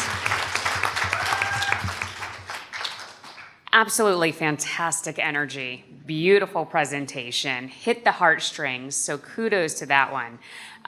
Who are the experts who you are bringing in when you are talking about all, the marketing, creative design, and all that jazz? So we're gonna have one legal expert that only deals with music and a music lawyer, you know, for musicians.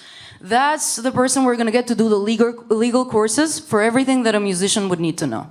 On the other hand, for creatives, it's gonna be artists that have made it before them. So people that have reached their goals. So anything that songwriting, even, because later on we're gonna do painting, painters, whatever, they're gonna be the ones to do that kind of course. When it comes to business, branding, and marketing, we're gonna get a special person who does branding like therapy. I don't know if you've ever heard of it, but there's a lot of artists who go and pay like $20,000 to get a brand therapy so they could pick a couple of colors and a font, which is crazy to me. So we're not doing that. We're gonna teach them how to discover their own self. And when it comes to marketing, any marketing specialist possible, and social media, any social media specialist possible. So They yeah. can get expensive, especially if we're Yes. talking, we're going to the legal route as well. How do you expect to keep your costs down when you do have these experts who you are attempting to bring By in? networking. By networking with everybody I have a possibility to network with. Going to events, being over here in front of you, making a little bit of an impression, going saying hi to people, anything I can do. Any other questions? Thank you very much.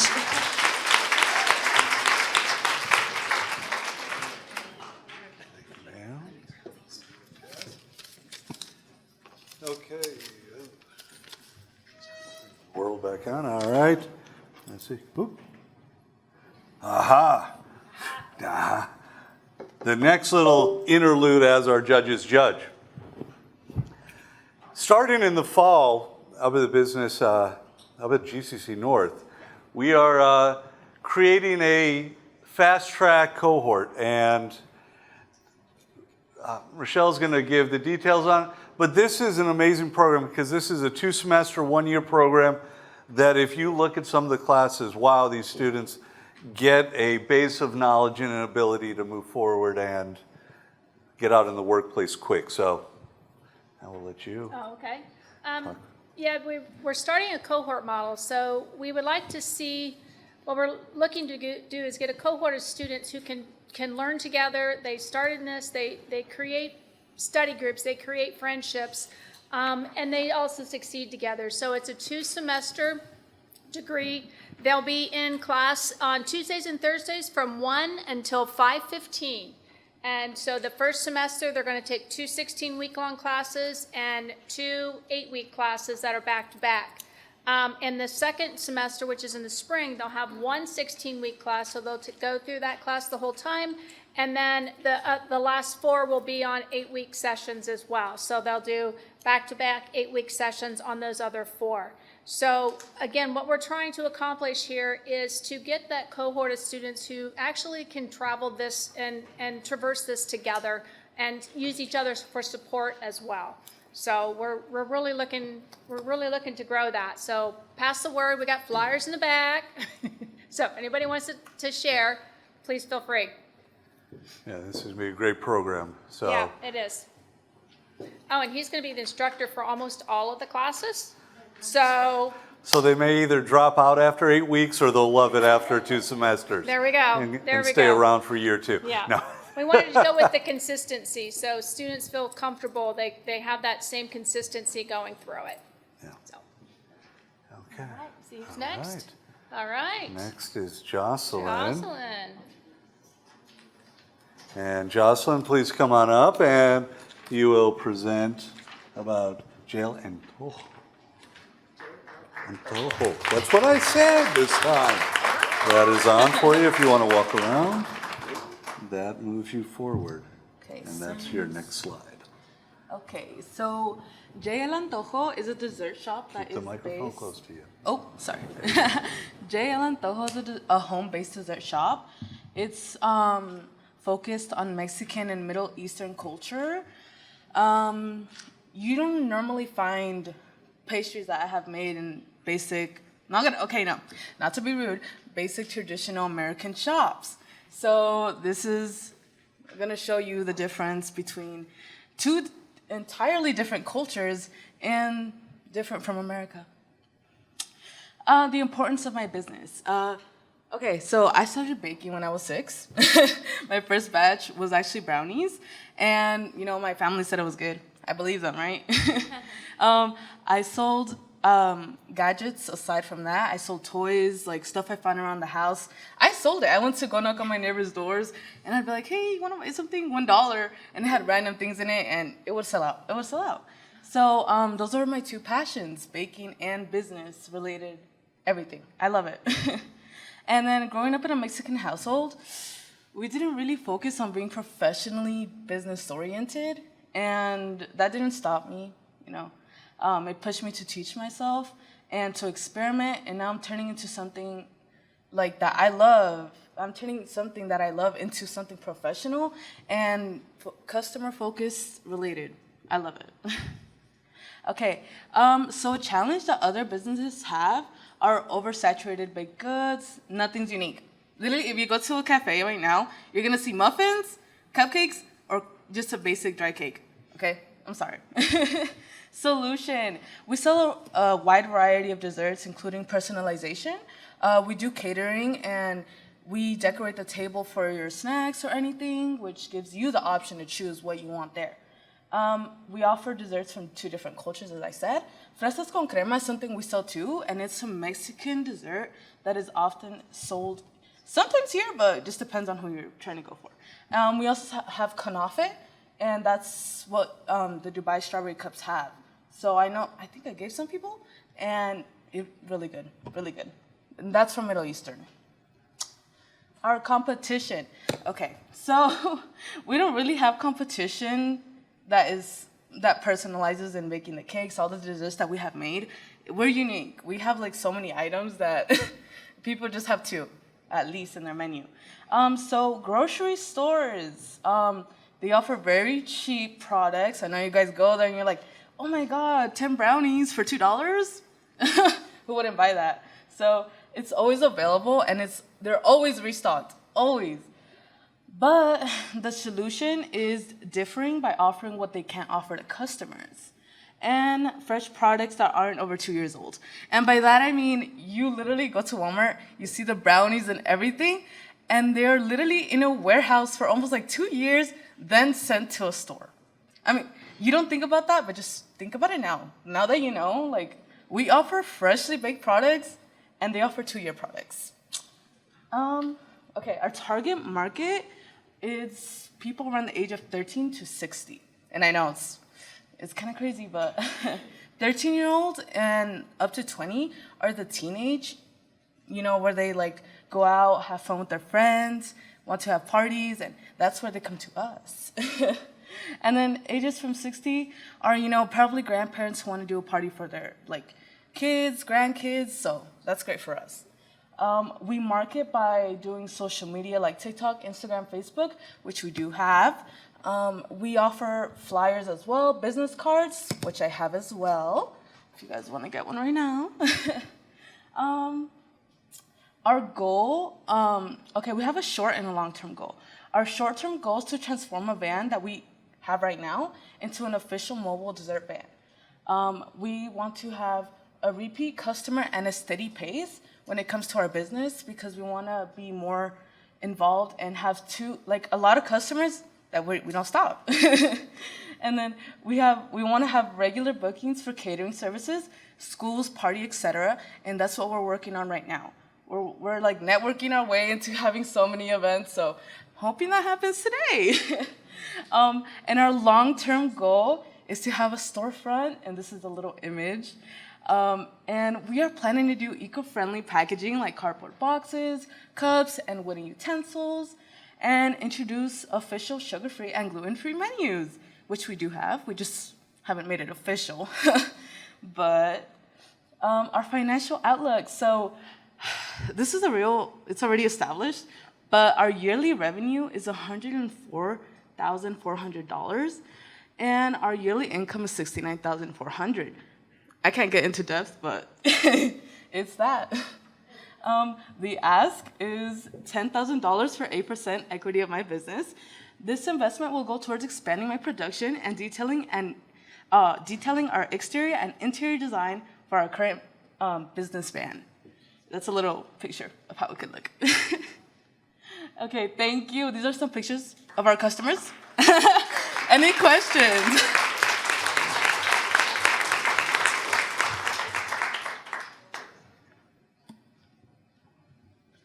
Any questions? Okay, I have, I think, 2 questions. Of course. I love your passion behind it. I can definitely see that. In my own coffee shop, I only serve from people who bake in-home or just very, very small bakers. So right now, are you just doing like farmers markets, or do you have plans for the van already, or have the van? Okay, so we currently do have the van. I am doing farmers markets, and I am also selling in my house individually. I know people get confused when I say that sometimes, but I sell, like, if someone tells me, oh, can I get 2 cakes? I'll do it. So it's just like that repeat cycle. And I've actually had I had an order yesterday, and I had to like bake all the cakes and then bring that. But yeah, I do individual orders, I do catering, I do delivery services, and then pickup services as well. Do you plan on doing like wholesale for like other businesses then, or just sticking to like catering and? I want to do my own storefront, which is like, but I don't think I want to do packaging because I don't want to serve a product that is going to be frozen for what, maybe like 2 weeks and then sent to a storefront. Because I don't know, that's just not okay. I feel like you need to do it, you need to sell it like the day after. Make sure the product is fresh, and you know, that's just me. Yeah, no, that makes sense. Yeah, oh. I don't know how, okay, but yeah. Great presentation, thank you. And thank you for the thank you for the samples. We appreciate that. It's kind of a 2-part question. Number 1, just interested, like what is your entire list of offerings? Like what would you say is that? And then the second part is, when you get larger, do you feel like that personalization or that offering will limit your ability to scale? I might ask again right now for the Sorry. rest of the question. No, yeah, it's okay. Okay, so right now I have fresas con crema. I have mini cakes, and there's like various flavors. It's not just Oreo and Fruity Pebbles. I have Biscoff, Nutella, and brownie, cosmic brownies. And then I also have like strawberry crunch. I have so many like little cakes. And then for the Middle Eastern, I do have the Dubai style like cups, the cakes, the Dubai brownies, the Dubai brownie bites, the cake bites. Let me see. Yeah, it's a lot of stuff from there. And then I offer my fresas con crema. We're thinking about adding arroz con leche, which is another Mexican dessert. And then let me think. I think we have a few others. I cannot name them for the top of my head. Well, that's the second part of the question, since you have such a, and we can feel that the customization and personalization of that is so great. I mean, do you feel like when you get if you get larger, do you feel like you would be limited by how much you can scale based on that offering, if you know what I'm saying? Yeah. Okay. So right now I take about 6 hours to make about 100 cakes. But the only way that would affect me is would be like leaving school and like just focusing on that 24 hours, 24/7. Like it's just that, putting my time and dedication into it.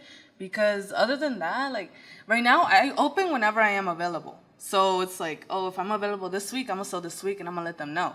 So I have like a whole week in advance to like let people know, hey, I'm open. You wanna order? Go ahead. And I close whenever I want. You know, it's that. But when I do open storefront, that's gonna be more official and like open daily. So that's just the harder decision. Yeah. Thank you. Yeah, of course.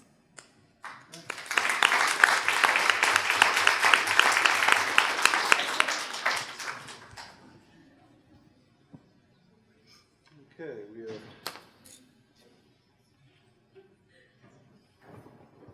getting through these, and I just got to kind of say, I mean, we've got students here that are all ages of young, and where I was at this age, as far as coming together with an idea like this, not a chance in the world. So I am amazed by the students that have presented, the work they're doing, and the creative energy and drive and passion they've put into these jobs. So kudos to all of you so far that have presented.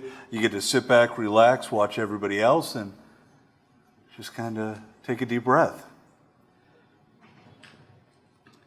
We're going to let the people, judges, finish up their writing for a minute. Our next participant is going to be William. He will be presenting baseline supply.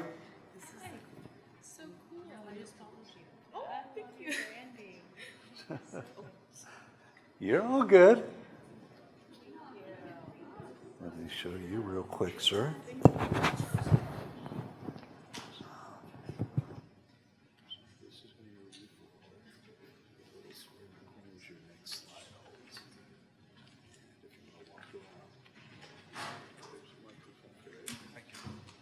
Okay, and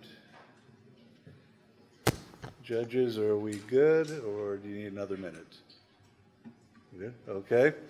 Everyone, please welcome William Nez up here as we learn about baseline supply.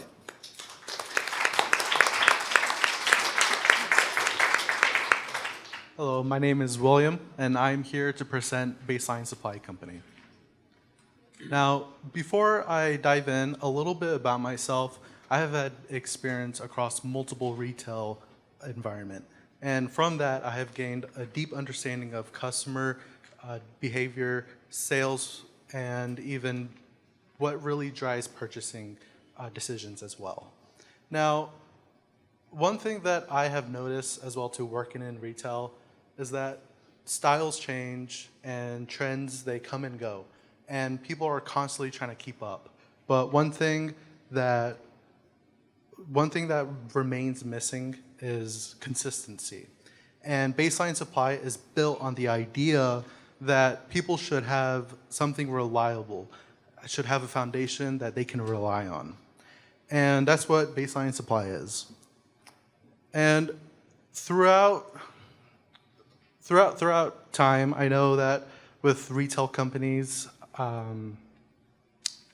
our solution for consistency and changes of styles is supposed to be offering customers versatile, curated essentials that can be delivered in a very simple wear every day that people can wear. And that's what I brought up right here. So people face too many choices, low quality, and no guidance on what to buy. And this is primarily from a trend in fast fashion. Now, I want to talk about the competitive landscape. Baseline is going to face a very competitive space. But the main important thing to keep in mind is how other companies, other competitors treat or give customer service differently. So on the direct side, for direct competitors, reigning champions, Buck Masons, and Everlane are companies that align closely to Baseline based on their philosophy because they focus on their quality and minimalism. We have indirect competitors, platforms like Poshmark, TikTok, and retailers like Walmart and Target have the ability to shape customers' purchasing behavior. And we have mass market like H&M and Uniqlo where they're able to offer accessibility and affordability, but they often lack long-term wear and consistency. And we also have local stores like Buffalo Exchange, Cave and Post Trading Co., Arizona Nomad, and Phoenix General, which shows that Arizona does have a demand for a unique type of retail experience. And our target customer is going to be people who are stuck in between what's trending and their personal identity. And it also ranges to students transitioning to a professional life, transitioning a moment in their life where they're moving away from fast fashion and they don't know what to replace it with next. And that's where our target customer would be. Solution would be a small curated boutique, specifically an inventory that can offer versatile textiles to customers. And With my retail boutique, I really want to shift from just selling clothes to helping customers. And that's why I would limit a vast inventory to a much more smaller inventory. And that brings me to vendors. So the type of vendors that can align with Baseline would be AS Color, Fair, and Fashion Go. So to dive more specific about AS Color, they're able to provide high quality blanks that can be the essential foundations to sell t-shirts and outerwear as well. Fair is a company that is able to offer individual brands from people who have their own small businesses, and I'm able to retail that to other individuals. And Fashion Go is they focus more on sustainable clothing. So with marketing, I want to focus more so on Instagram within the first 6 months to build up a presence of Baseline Supply before testing the demand through pop-up events. And I want to go through a 2 times to 3 times markup model on products. That way I can at least try to get an ideal margin range of 50 to 60%. Key resource and partners are going to be vendors that I've mentioned, but I want to introduce partners of a bail team, being banker, accountant, insurance agent, and a lawyer for any consultation needed through business activities. Here's the plans that I have too as well. So pop-up events throughout Arizona was in the first 6 months, and growing awareness through Instagram presence. And I want to focus more on posts of styling session and educational posts. That way when I'm able to have pop-up events through farmers markets or college campus and even First Friday events too as well, I'm able to have a pop-up stand and have a presence known that people can be like, oh, hey, it's William from Baseline Supply. And with everything that I've estimated for a startup amount is going to be $2,537.75, but I can round that down to just $2,500. And that's all. Thank you.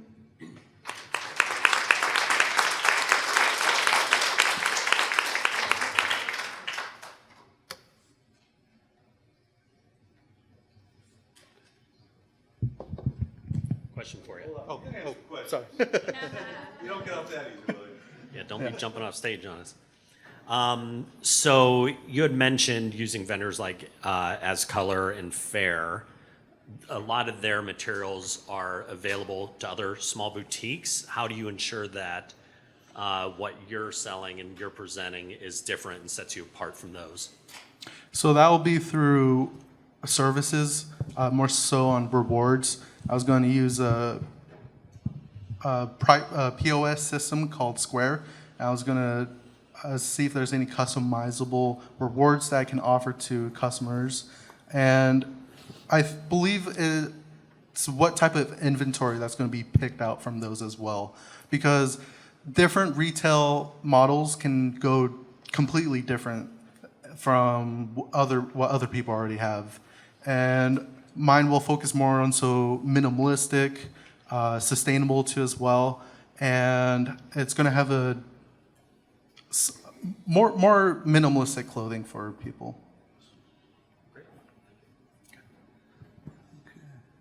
All right, thank you very much.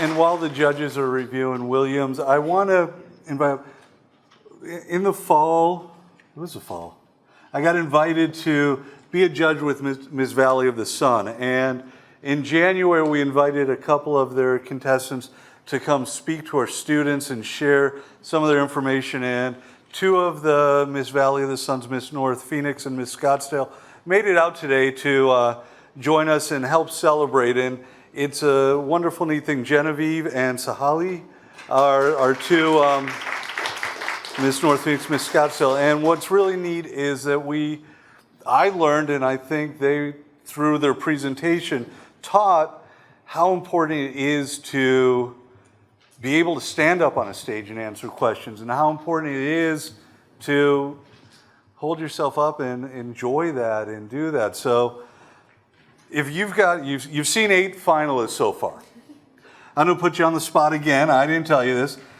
Give us a little what's been great and share some excitement about what you've seen so far.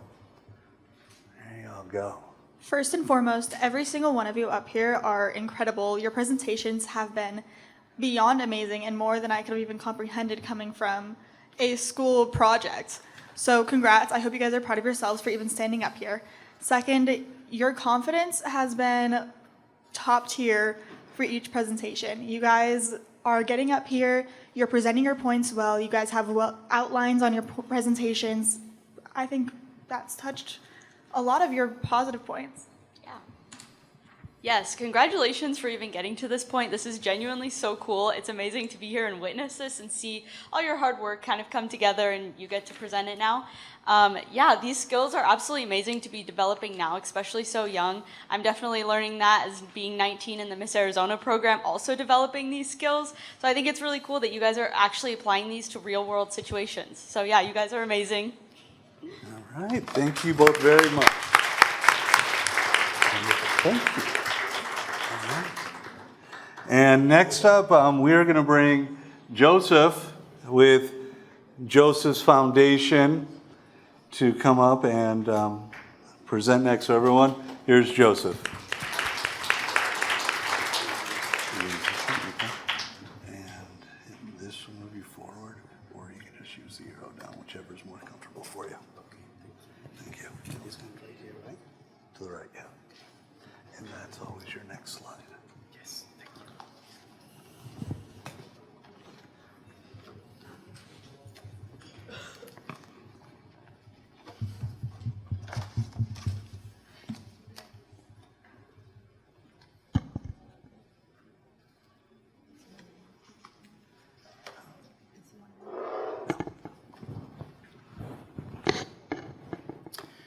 Hi, my name is Joseph Rodriguez, and I'm here to share a long-time dream of mine since a few years ago when I was hacked and my phone exploded. Then I saw the need that hasn't been met in the community. And today I'm launching Joseph's Foundation. It's the shield and lighthouse for those that don't have a voice. I am the founder and CEO of this. While others offer basic security advice, Joseph's Foundation delivers intelligence-led defense. As a CSFI Cyber Threat Intelligence Global graduate, I don't just react to threats. I understand the adversary's tradecraft. I am bringing military-grade threat intelligence to the most vulnerable members of our community. During my time with the CSFI Global Program, I saw firsthand how threat actors specifically profile the unprotected. I analyzed the campaigns that target our seniors and small nonprofits. This isn't theoretical for me. I track the data.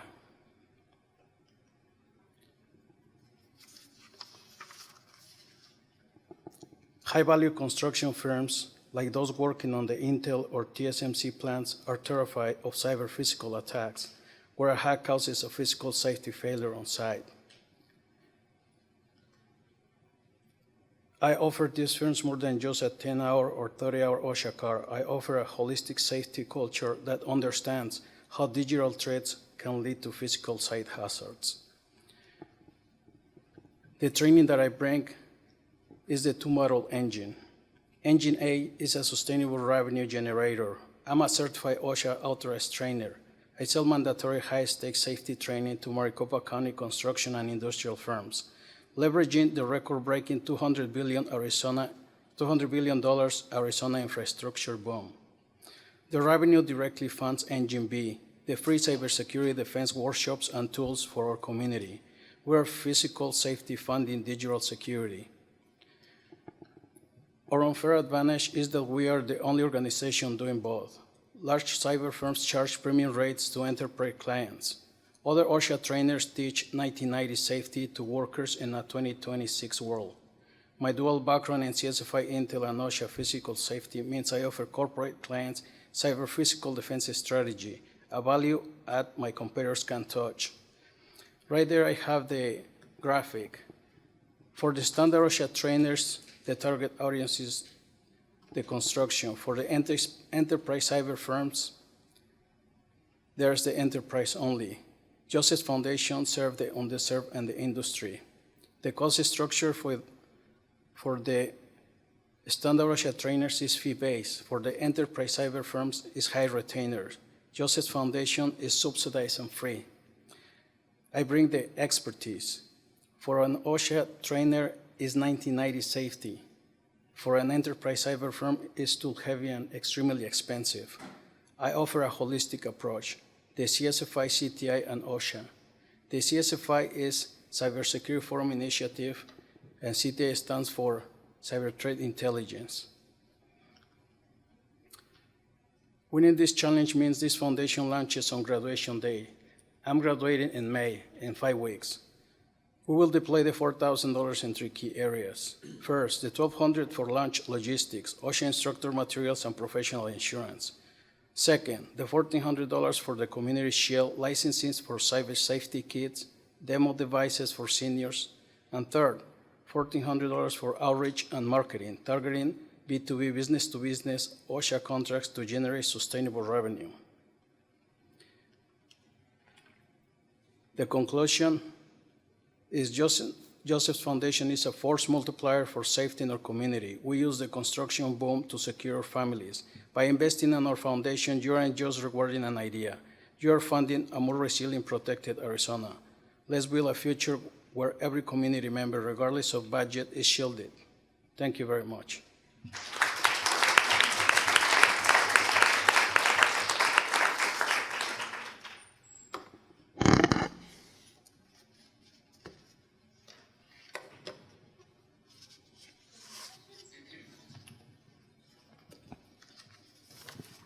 Thank you for your presentation. Awesome job. Love the graphics.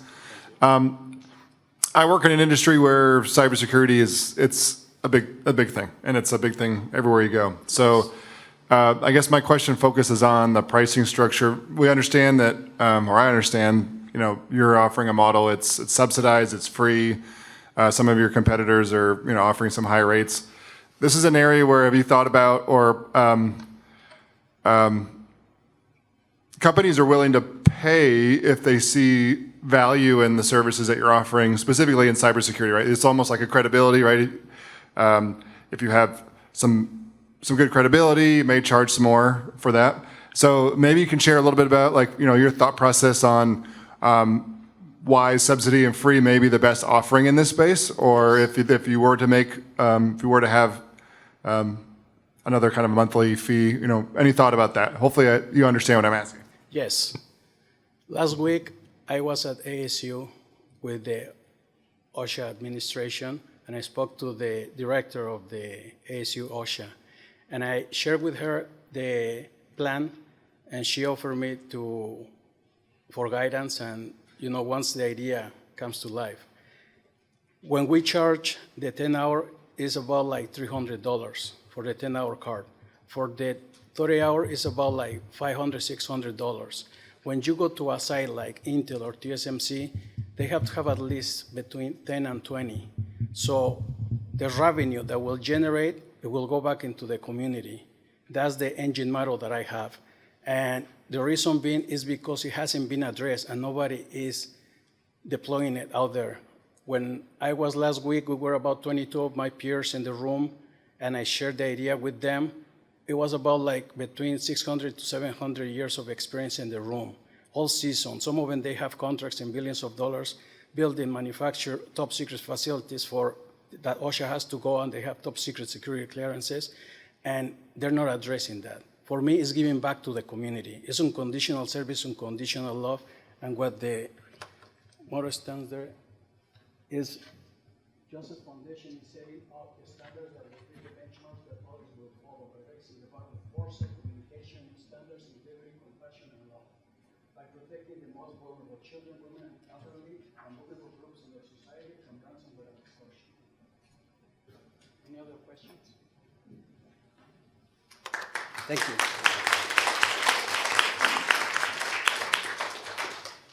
Thank you very much, Joseph. That was fantastic. And We are, slow your roll there. Some people get a little too excited. I got to give my thing first. Throw me off, my goodness. We did get 10 finalists to participate in this, and we have reached number 10. We're looking like the judges are writing a couple final notes where we were going to have our participant here representing Copper Cactus Cleaning, Dylan Rathman. Let me see. It looks like you're cute. Erasing looks to be done. Steam seems to be working off. So Dylan, the floor is yours.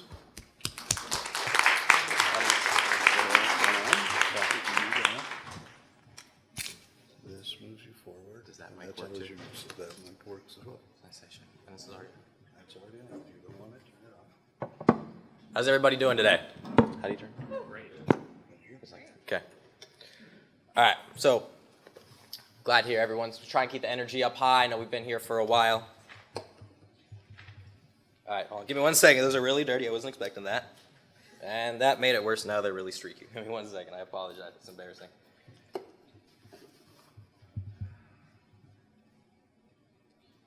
All right, that's perfect. What a difference it makes when you can do something the right way.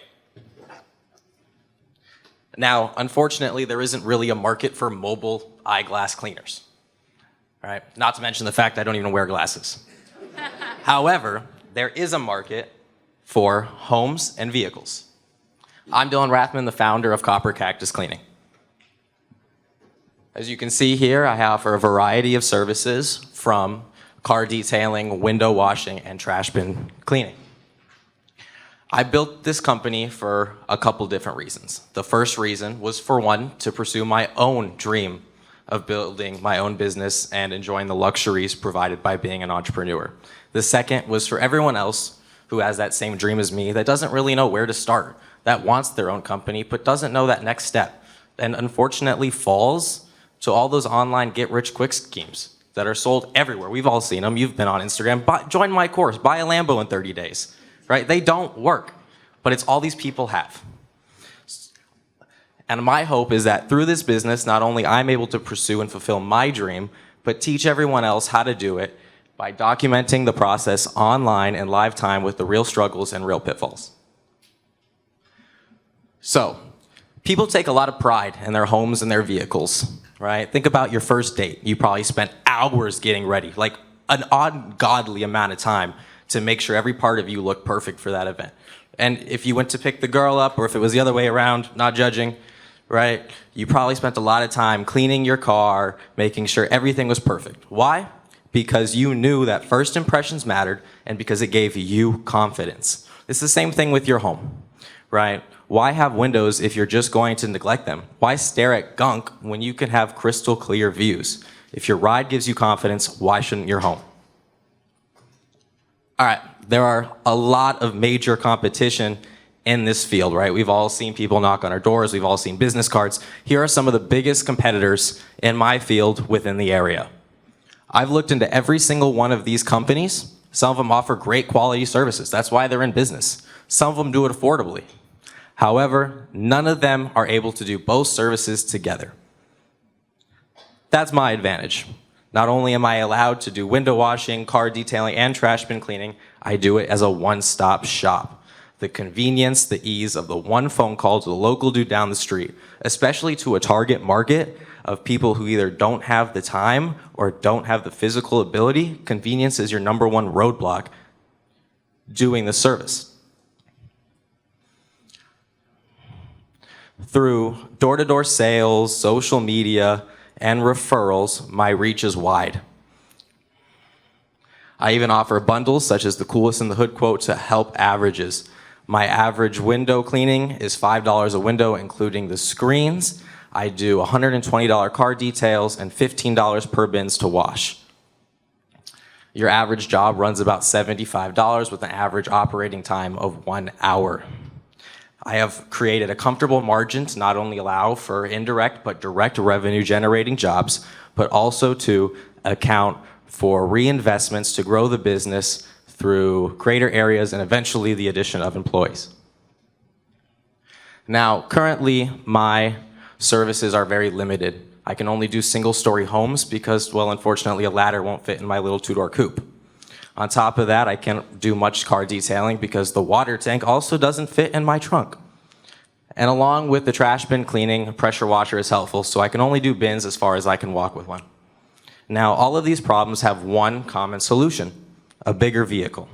With the money from this competition, I'm hoping to be able to invest into a truck and put towards a truck to not only allow me to excel in all three of these services, but also open an entire new avenue through pressure washing, and again, as I said, scale to the greater area and to eventually add employees. This is my company. If you have any questions, now's that time. Thank you, guys.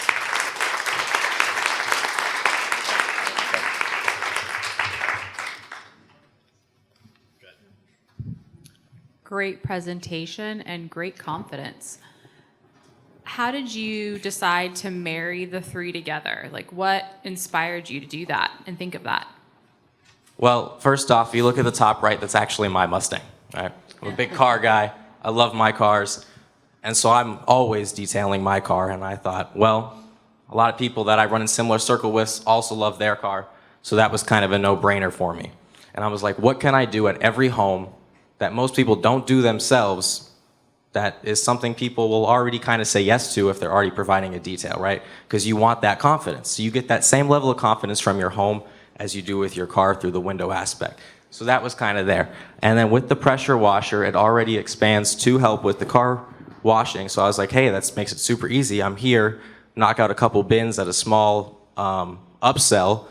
It makes the service go a lot easier. Follow to that, yeah, kind of similar. You're sort of operating in three different categories there for which a lot of people like specialists, specifically in the automotive side. If you're going to do that, why limit yourself to those three? So I'm not limiting it to those three. It's just the only three that I'm able to successfully offer right now until I can get that truck that allows me to expand more. Got it. And then what would you expand into? Would you start doing driveways and? Yeah, so that's why I said that extra avenue of the pressure washer, because now you can pressure wash the driveways, the facades, the garage doors, and then you can even do, light landscaping, pulling the weeds and stuff. But for now, those are kind of those main services that I'm able to offer. Okay. Nope, hold on. Sorry, one last one. Great presentation, just building on this. So in the event, like you go into a home and you may see that repairs need to be done or something to a window. So have you thought about like a partnership or a referral system where you may be able to, offer another company to do some repairs and you could get, a little bit of income through referral, something like that? Have you any research or thought into that side? I haven't looked into that direct aspect, but I mean, if someone, a lot of the upselling that you get when you go to a property is, hey, can you also do this service? Can you also do that? And if it's not something I can directly offer, I do have connections where like, no, but I know this person that does, and they do it successfully. And sometimes there's a little kickback, or when they have a job and they ask about something that I can do, they refer me. Okay. Thank you, guys. Good job. Congratulations. Take a deep breath. Okay. Thank you, everybody. And I hope all 11 of you can just kind of inhale and exhale and say, you survived it all. But for everyone out there, please pull out your telephones. Get ready to take a picture, because we are getting ready to give away $2,500. And participants, you can vote also. You can vote once. One vote per person. This is going to be the decision. And judges, we're going to, 10 minutes. We're going to let you sneak your way outside once you are done with this last filling out to go over all the contestants.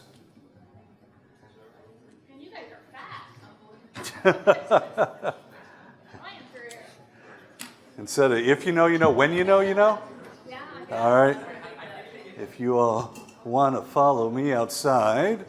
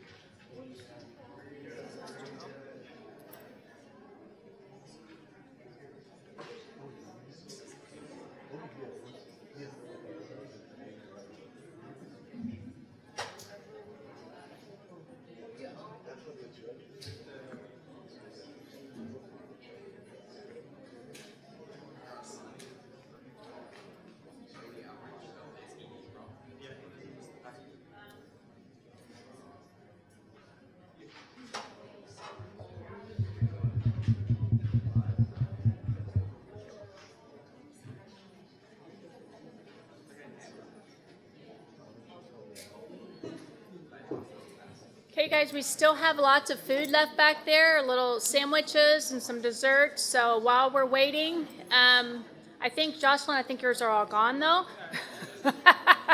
Sorry, they went fast. They were good. So please help yourself, some water.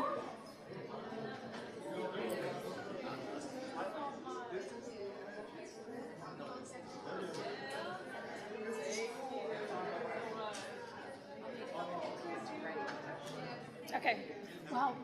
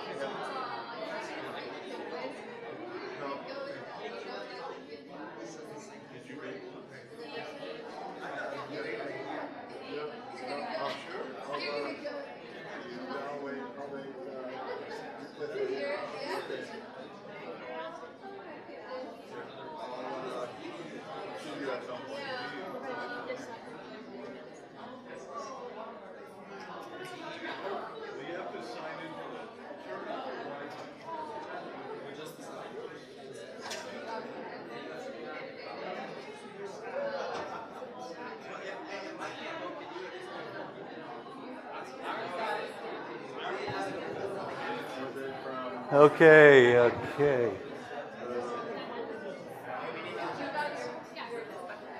As you all are getting something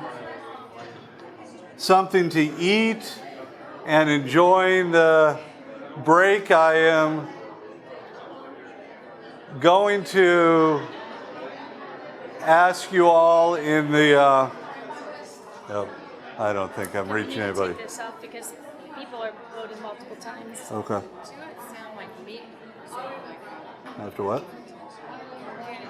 I will.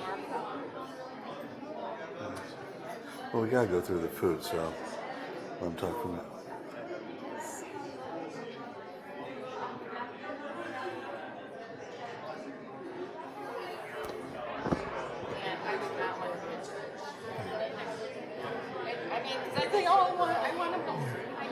Ladies and gentlemen, if I can ask you possibly to sit back down, we want to be able to award the fan favorite and to count your votes and to move forward. We got to do a couple things, so fill up your plate with some snacks, find a seat and make yourself comfortable so that we can finish up with our presentations for the night. Please, thank you. All right. Thank you. So our next presenter, voting is over, I'm being told. So they are calculating votes for that. Our next presenter, and I think you may have noticed over the course of today, I have said thank you a few times to Credit Union West. And I am going to say thank you again to Credit Union West because the work they do at GCC is incredible, but you'll notice Maria's title, Community Impact Manager, and I'm going to talk about you for a second before you get up here, because she truly lives that title, and it is amazing the work that she does throughout the entire community. We are spoiled by what she does at GCC, but she spreads that to elementary schools, high schools, other colleges, neighborhood associations, you name it. Credit Union West is there, and they are participating, and they are being part of the community. So we are so honored and so lucky to have you as a partner, and the floor is yours to kind of share a little bit about Credit Union West. Maria Brunner, please. Hi, everyone. Good afternoon. Just want to say to the participants, congratulations. You all did an amazing job. I would hate to be in those seats over there trying to figure out who is going to be the winners. But you all did amazing, and best wishes to you. One of the things that we love to do at Credit Union West is impact our community and events such like this. If we have the opportunity to support, sponsor, issue a grant to any of our community leaders, organizations, nonprofits, there's a nonprofit here. If you know of someone that needs our sponsorship, please go to our website, and under the About, there's a section called Giving. And that's where you can submit an application for a nonprofit. We review it based on the 4 criteria that we look for, which is community heroes, wellness, also for our military, first responders is one of the areas that we also look for. But please check that out. You're welcome to either submit a request for yourself or someone that you may know that needs our support. The other thing that we're very passionate about, like Brent mentioned, we do a lot of financial education throughout Arizona, really, all the way from Cottonwood. Roxy was out in Cottonwood a couple of weeks ago talking to some employees. You would never think that we would be in a restaurant at 7 a.m. bringing them donuts when they have some delicious food to make breakfast. But, we take the time to sit with them while they're having a meeting, one of their team meetings, and we just go over basic banking 101. So a lot of times those employees are brand new to the workforce. They're getting a paycheck now. They need to find out, should I open a checking or a savings? How do I do direct deposit? Just very basic information, as well as budgeting strategies. So now I have this paycheck, or we're out of college, out of West Meck, and we start earning those large large checks. What do I do with my money now? Am I going to overspend it? What is my want? What is my need? We have a calculator, a worksheet. So those are the things that Roxy does throughout our community. I'm her backup, because now it's like, okay, go Roxy. But we do also, for this type of environment, we have business classes. Right now, as a matter of fact, I'm doing a business class in Prescott Valley with our Hispanic Business Association, and they've asked us to translate the entire program in Spanish. So talk about AI, assistance from AI. They've been very helpful, the little lady that talks to you on the computer. And that's what we're doing. So we can always come back and do something like this, which we have in the past. Yeah. But anything that Glendale Community College needs, please just call us and let us know. The other thing that's very popular with our adult population is the first-time home buyers, especially when we have a lot of funds out there and you can apply for a grant for a down payment assistance. We can also help with that. So anything in the finance world, at no cost, it's free. We're a credit union. We've been around celebrating 75 years this year. And it's people helping people. We do not have the big difference. One of the things that we teach in Banking 101 is the difference between a bank and a credit union. Credit unions, we don't have shareholders, so we don't have to raise our prices to charge or to have higher interest rates. Anything we make after, we pay our bills, we give back to the community. And that's how we get a better interest rate on your savings and a lower rate on your loans, or perhaps something that we get creative. For example, I know I'm talking a lot, but I have to say this. Small business or startup business, typically you need 2 years of tax returns, right? I'm sure you've heard that. You go to the application process. Well, with Credit Union West, we don't look for 2 years. We just look for personal credit. We also see that if you're a small business, if you have a business plan, if you had some deposits in the bank, but we don't hold you to the 2 years of deposits or tax returns. So that's how we get creative, by helping our community. Anything else that I can share? I think we did all of that. We're very good supporters also of the Glendale Chamber of Commerce. We have our friend Teresa. One of the things that you as small business owners, entrepreneurs, you need to network. You need to get your name out there. The best way to get your name out there with your t-shirt, your logo, is volunteer. If you're ever looking for volunteer opportunities, let us know, because we have a lot of organizations that we support. And that's all I have to share. Thank you very much. Thank you. Thank you. Okay, now stay seated, because this is an opportunity where we have Grand Canyon University and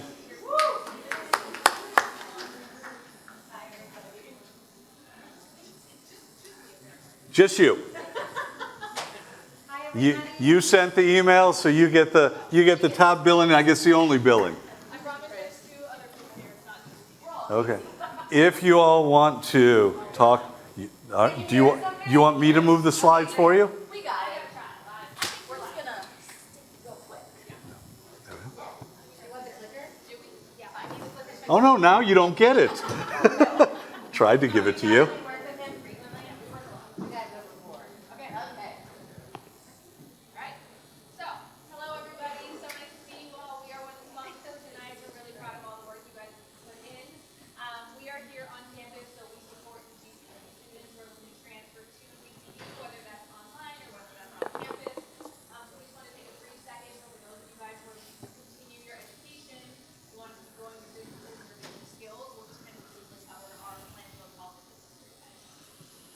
So I know we've got lots of great in-state, out-of-state options, even the Maricopa system offering their own bachelor's. GCU is just another option. I went to Glendale Community College myself, transferred to GCU. Did not always think that was the plan. I was on the path to ASU, but just looked into my options, and that's what we help you guys do. I have siblings that have gone here, friends, and that's where we step in. Our Peninsula College of Business is our largest college. At most schools, business is pretty big. At GCU, I'd say we have a different approach.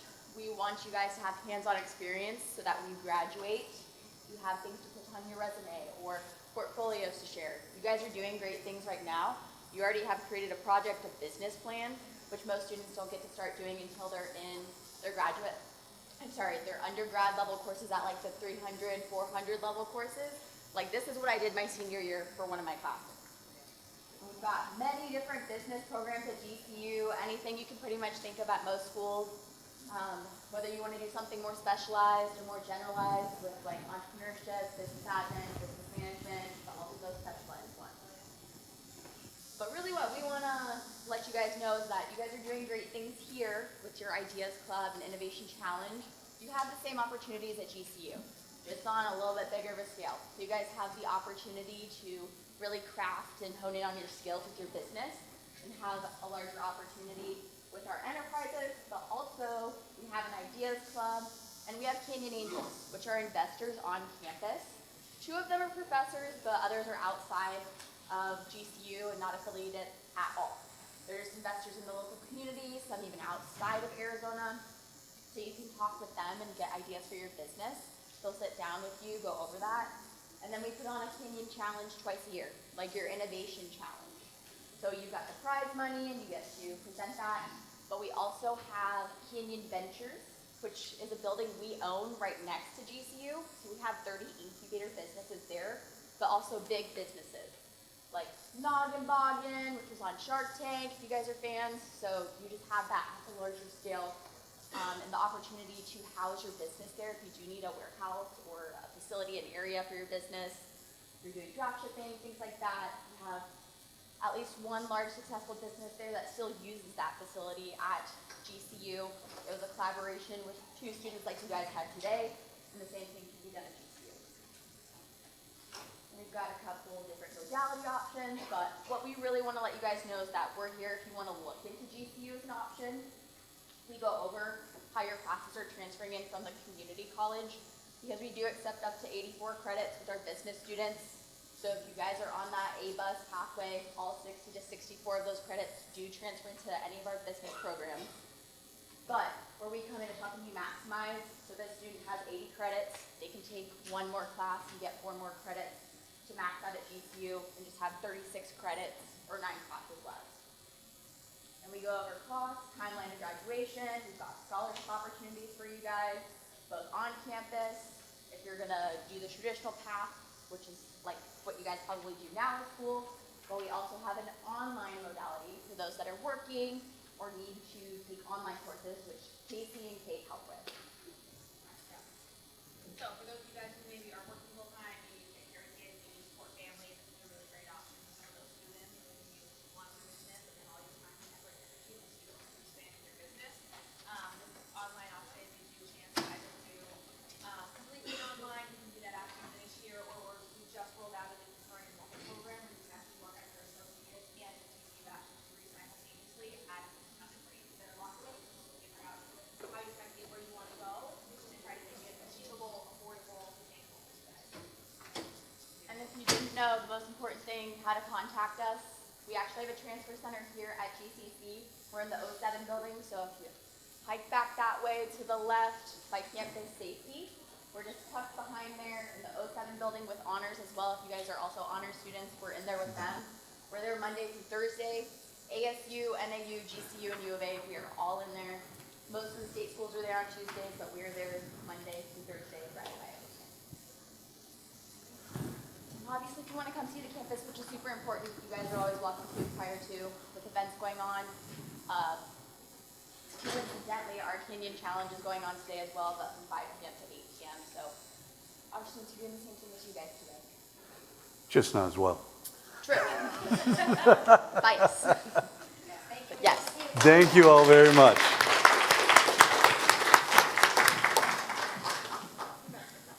Okay. Before we give away the People's Choice Award, we're still tallying all those amazing votes.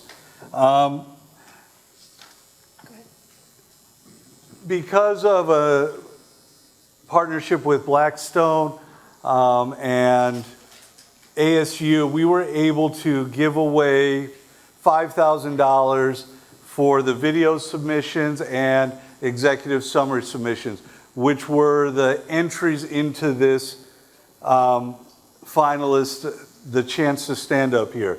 And what we were able to do was say the top prize for video was to receive $1,500. The runner-up was to receive $1,000. And so for our video submissions, we have a runner-up of, we're just announcing the winner? Yeah, because I don't have it in that order. Oh, okay. The winner of the video submissions. Congratulations, Mr. Joseph Rodriguez. Please come up.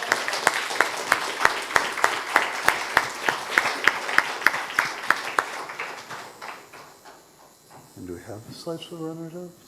I do. Oh, okay, but it's after that we're going to show off the. No, you didn't. Wait, don't. I'm not going to do it. Okay, so we're not going to touch the computer.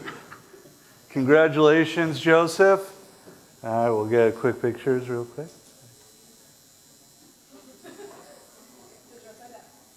Take the picture upside down. All right. Thank you very much, and congratulations, sir. That was excellent. I didn't do that. No. We don't want to do that one yet, right? I don't know. No, we don't. Can you hit it real fast? No. No? I'm not Okay. that- Wait a minute. Hold on. We'll think of something here. Well, here's what we'll do. The slide isn't going to go up. Let's fix that, Jack. We just won't put the slide. Your name will go up in a moment because we put these out of order and we can't flash through them without you all seeing the winners for the executive summary. So what we will do for runner-up for the video pitch, winner of $1,000, Mr. Aiden Benjamin with Iris.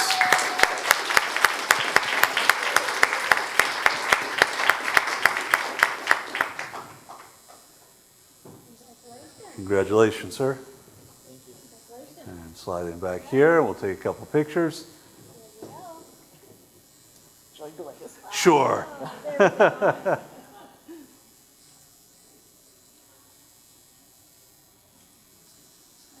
right. Sorry about that. Congratulations. Congratulations. Okay. Now we're going to So fix that. Huh? Where's Amy to rewrite on the other check? Okay.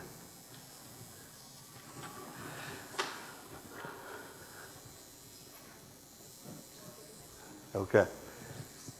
Now, the executive summary is a very important part of the business plans. This gives the investors, the potential business partners, an idea of what it is you want to do. And in order to have a successful executive summary, you have to clearly define your business model, your revenue streams, your competition, as well as what you expect to do with your business.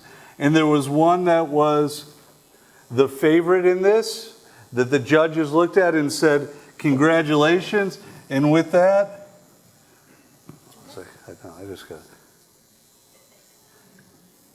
I'm gonna mess up his last name. You told me today, and Sunday, congratulations, Bridge OS is the winner of our executive summary.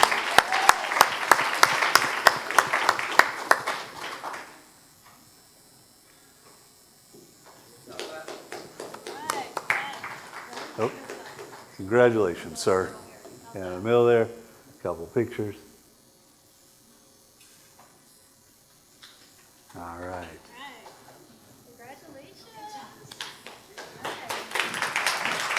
And here you go, Iris. This is your runner-up of the video submission. Congratulations, we did have a slide for you. We didn't skip, Aiden, I promise. Now we have runner-up for the executive summary. Aiden, come on back up. You came in second for the executive summary as well. We'll flip it around this time. Now get him, yeah, there you go. So we'll know each one's different.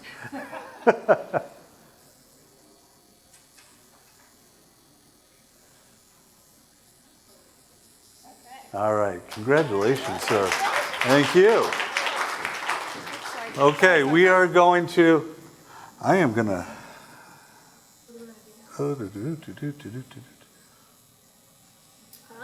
Glendale Chamber of Commerce, Miss Teresa, we did not forget about you. And we never would. We are so grateful for everything you're doing. If you would like to come up for a couple of minutes, share the greatness that is the Glendale Chamber. Yes, and if you don't want to stand here, if you want to walk around, all right, that microphone is yours. Thank you. Hello, shout out to GCU in the back, go Lopes. I myself am a proud Lope. I just went back, I'm finishing my business degree, so yay, GCU. But I will say a lot of what I've learned in the business world is through being active in the Glendale Chamber of Commerce and in the,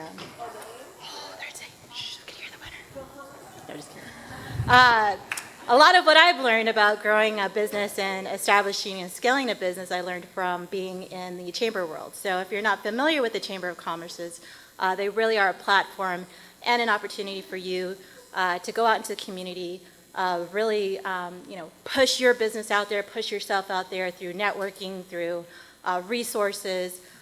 We have amazing events where we give you a platform to practice your elevator pitch. You come up and, as you guys know what an elevator pitch is, you have, 10 seconds from the time from the first floor to the 10th floor to tell me about your business.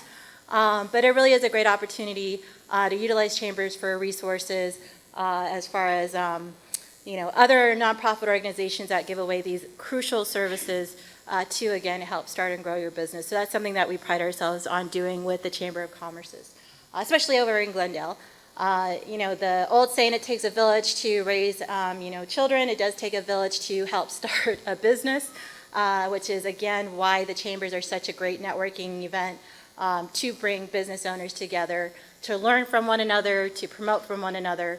So to our finalists, please, I welcome you to the Glendale Chamber. Please utilize your one-year, membership to really come to the events, get yourselves out there, get your names out there. Last bit of advice from me. Your business models or your roadmaps through the life of your business are always going to change, right? Just make sure that you have an end game, an end goal.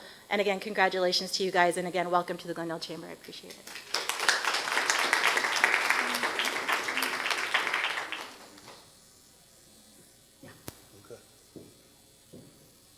Okay. Should we do like a drum roll or something? Some sort of drum roll. There we go. Okay. I give you the microphone because I don't know. This is going to be news to me. The People's Choice Award goes to Miss Susanna for GCC Hub Laundry Hub.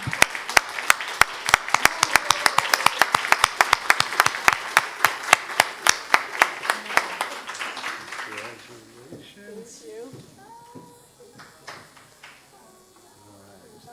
We don't have expected this one. You just have to trust us. We're good for it, I swear. Y'all have to be nice to me. Sign up. All right. All right. Wonderful.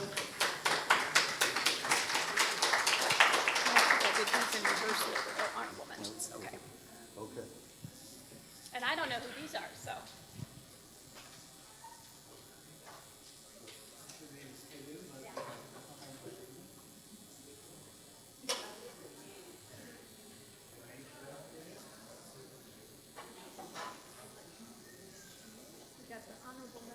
There we go. Yep. Okay. Before we start announcing honorable mentions, and I should get that piece of paper from Ryan. You had that piece of paper with the. Well, while he's Yeah, doing you can that, keep it in the book. if I could take just a minute to also thank Brent for all that he's done to get this program to where it is today.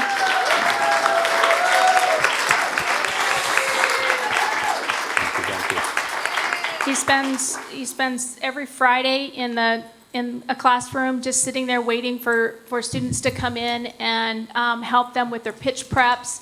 He has spent hours and hours and hours and hours getting these students prepared for their next step in their journey and their entrepreneurship. So thank you for everything.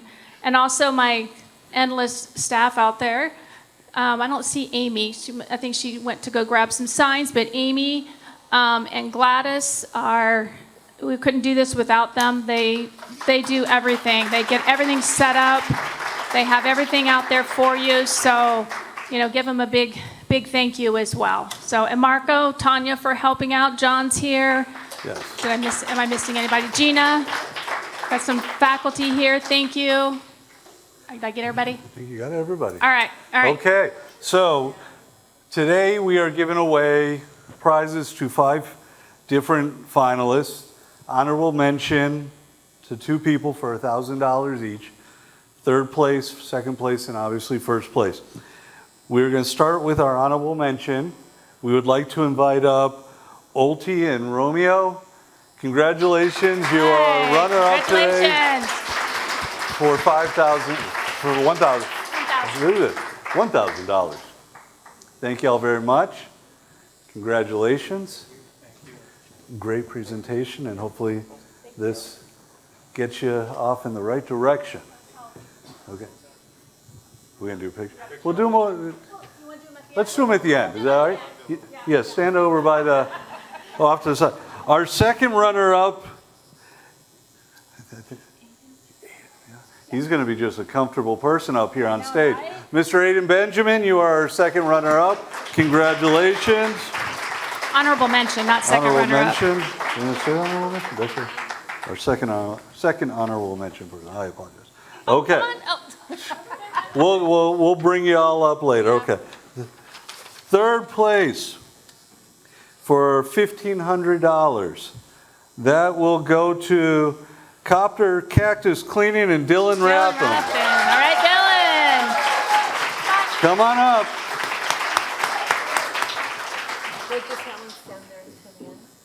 Well, We want to give him his check. We want to give him his check. Yes, you can put that in the ATM machine. Smile. Look at that. You got family there. Make sure you. There we go. Thank you. All right. Thank you. Hold your check and stay over there. Yeah, just wait over there by the big screen. All right. Our runner-up, winner of $2,500, Jocelyn Lopez Jimenez. Come on up.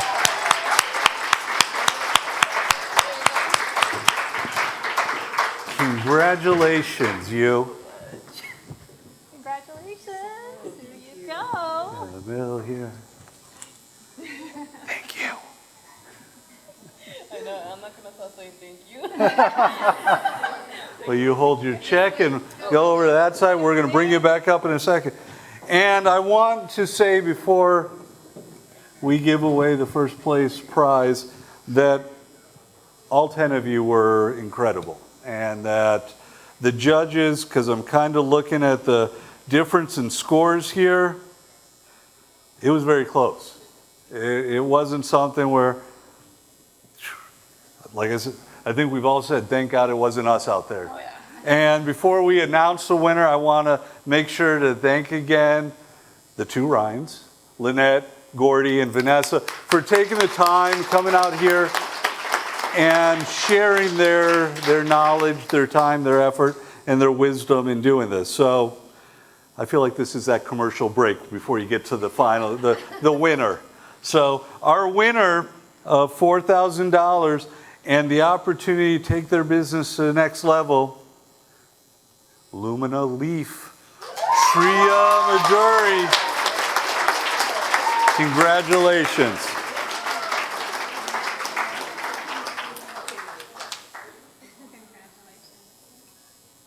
Come on up.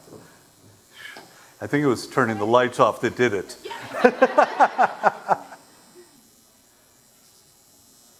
All right. And thank you to everybody again. All the participants, please don't head out yet. I want to take some pictures. We want to say thank yous. We have some gifts for our judges to say thank you, a very small token of our appreciation. We are going to have our judges come up too and take pictures as well. And we are going to do all that right now. So nobody leave yet, please, because we want to have all those pictures taken. And one final thank you Thank you for everyone that has helped us make this such an amazing success.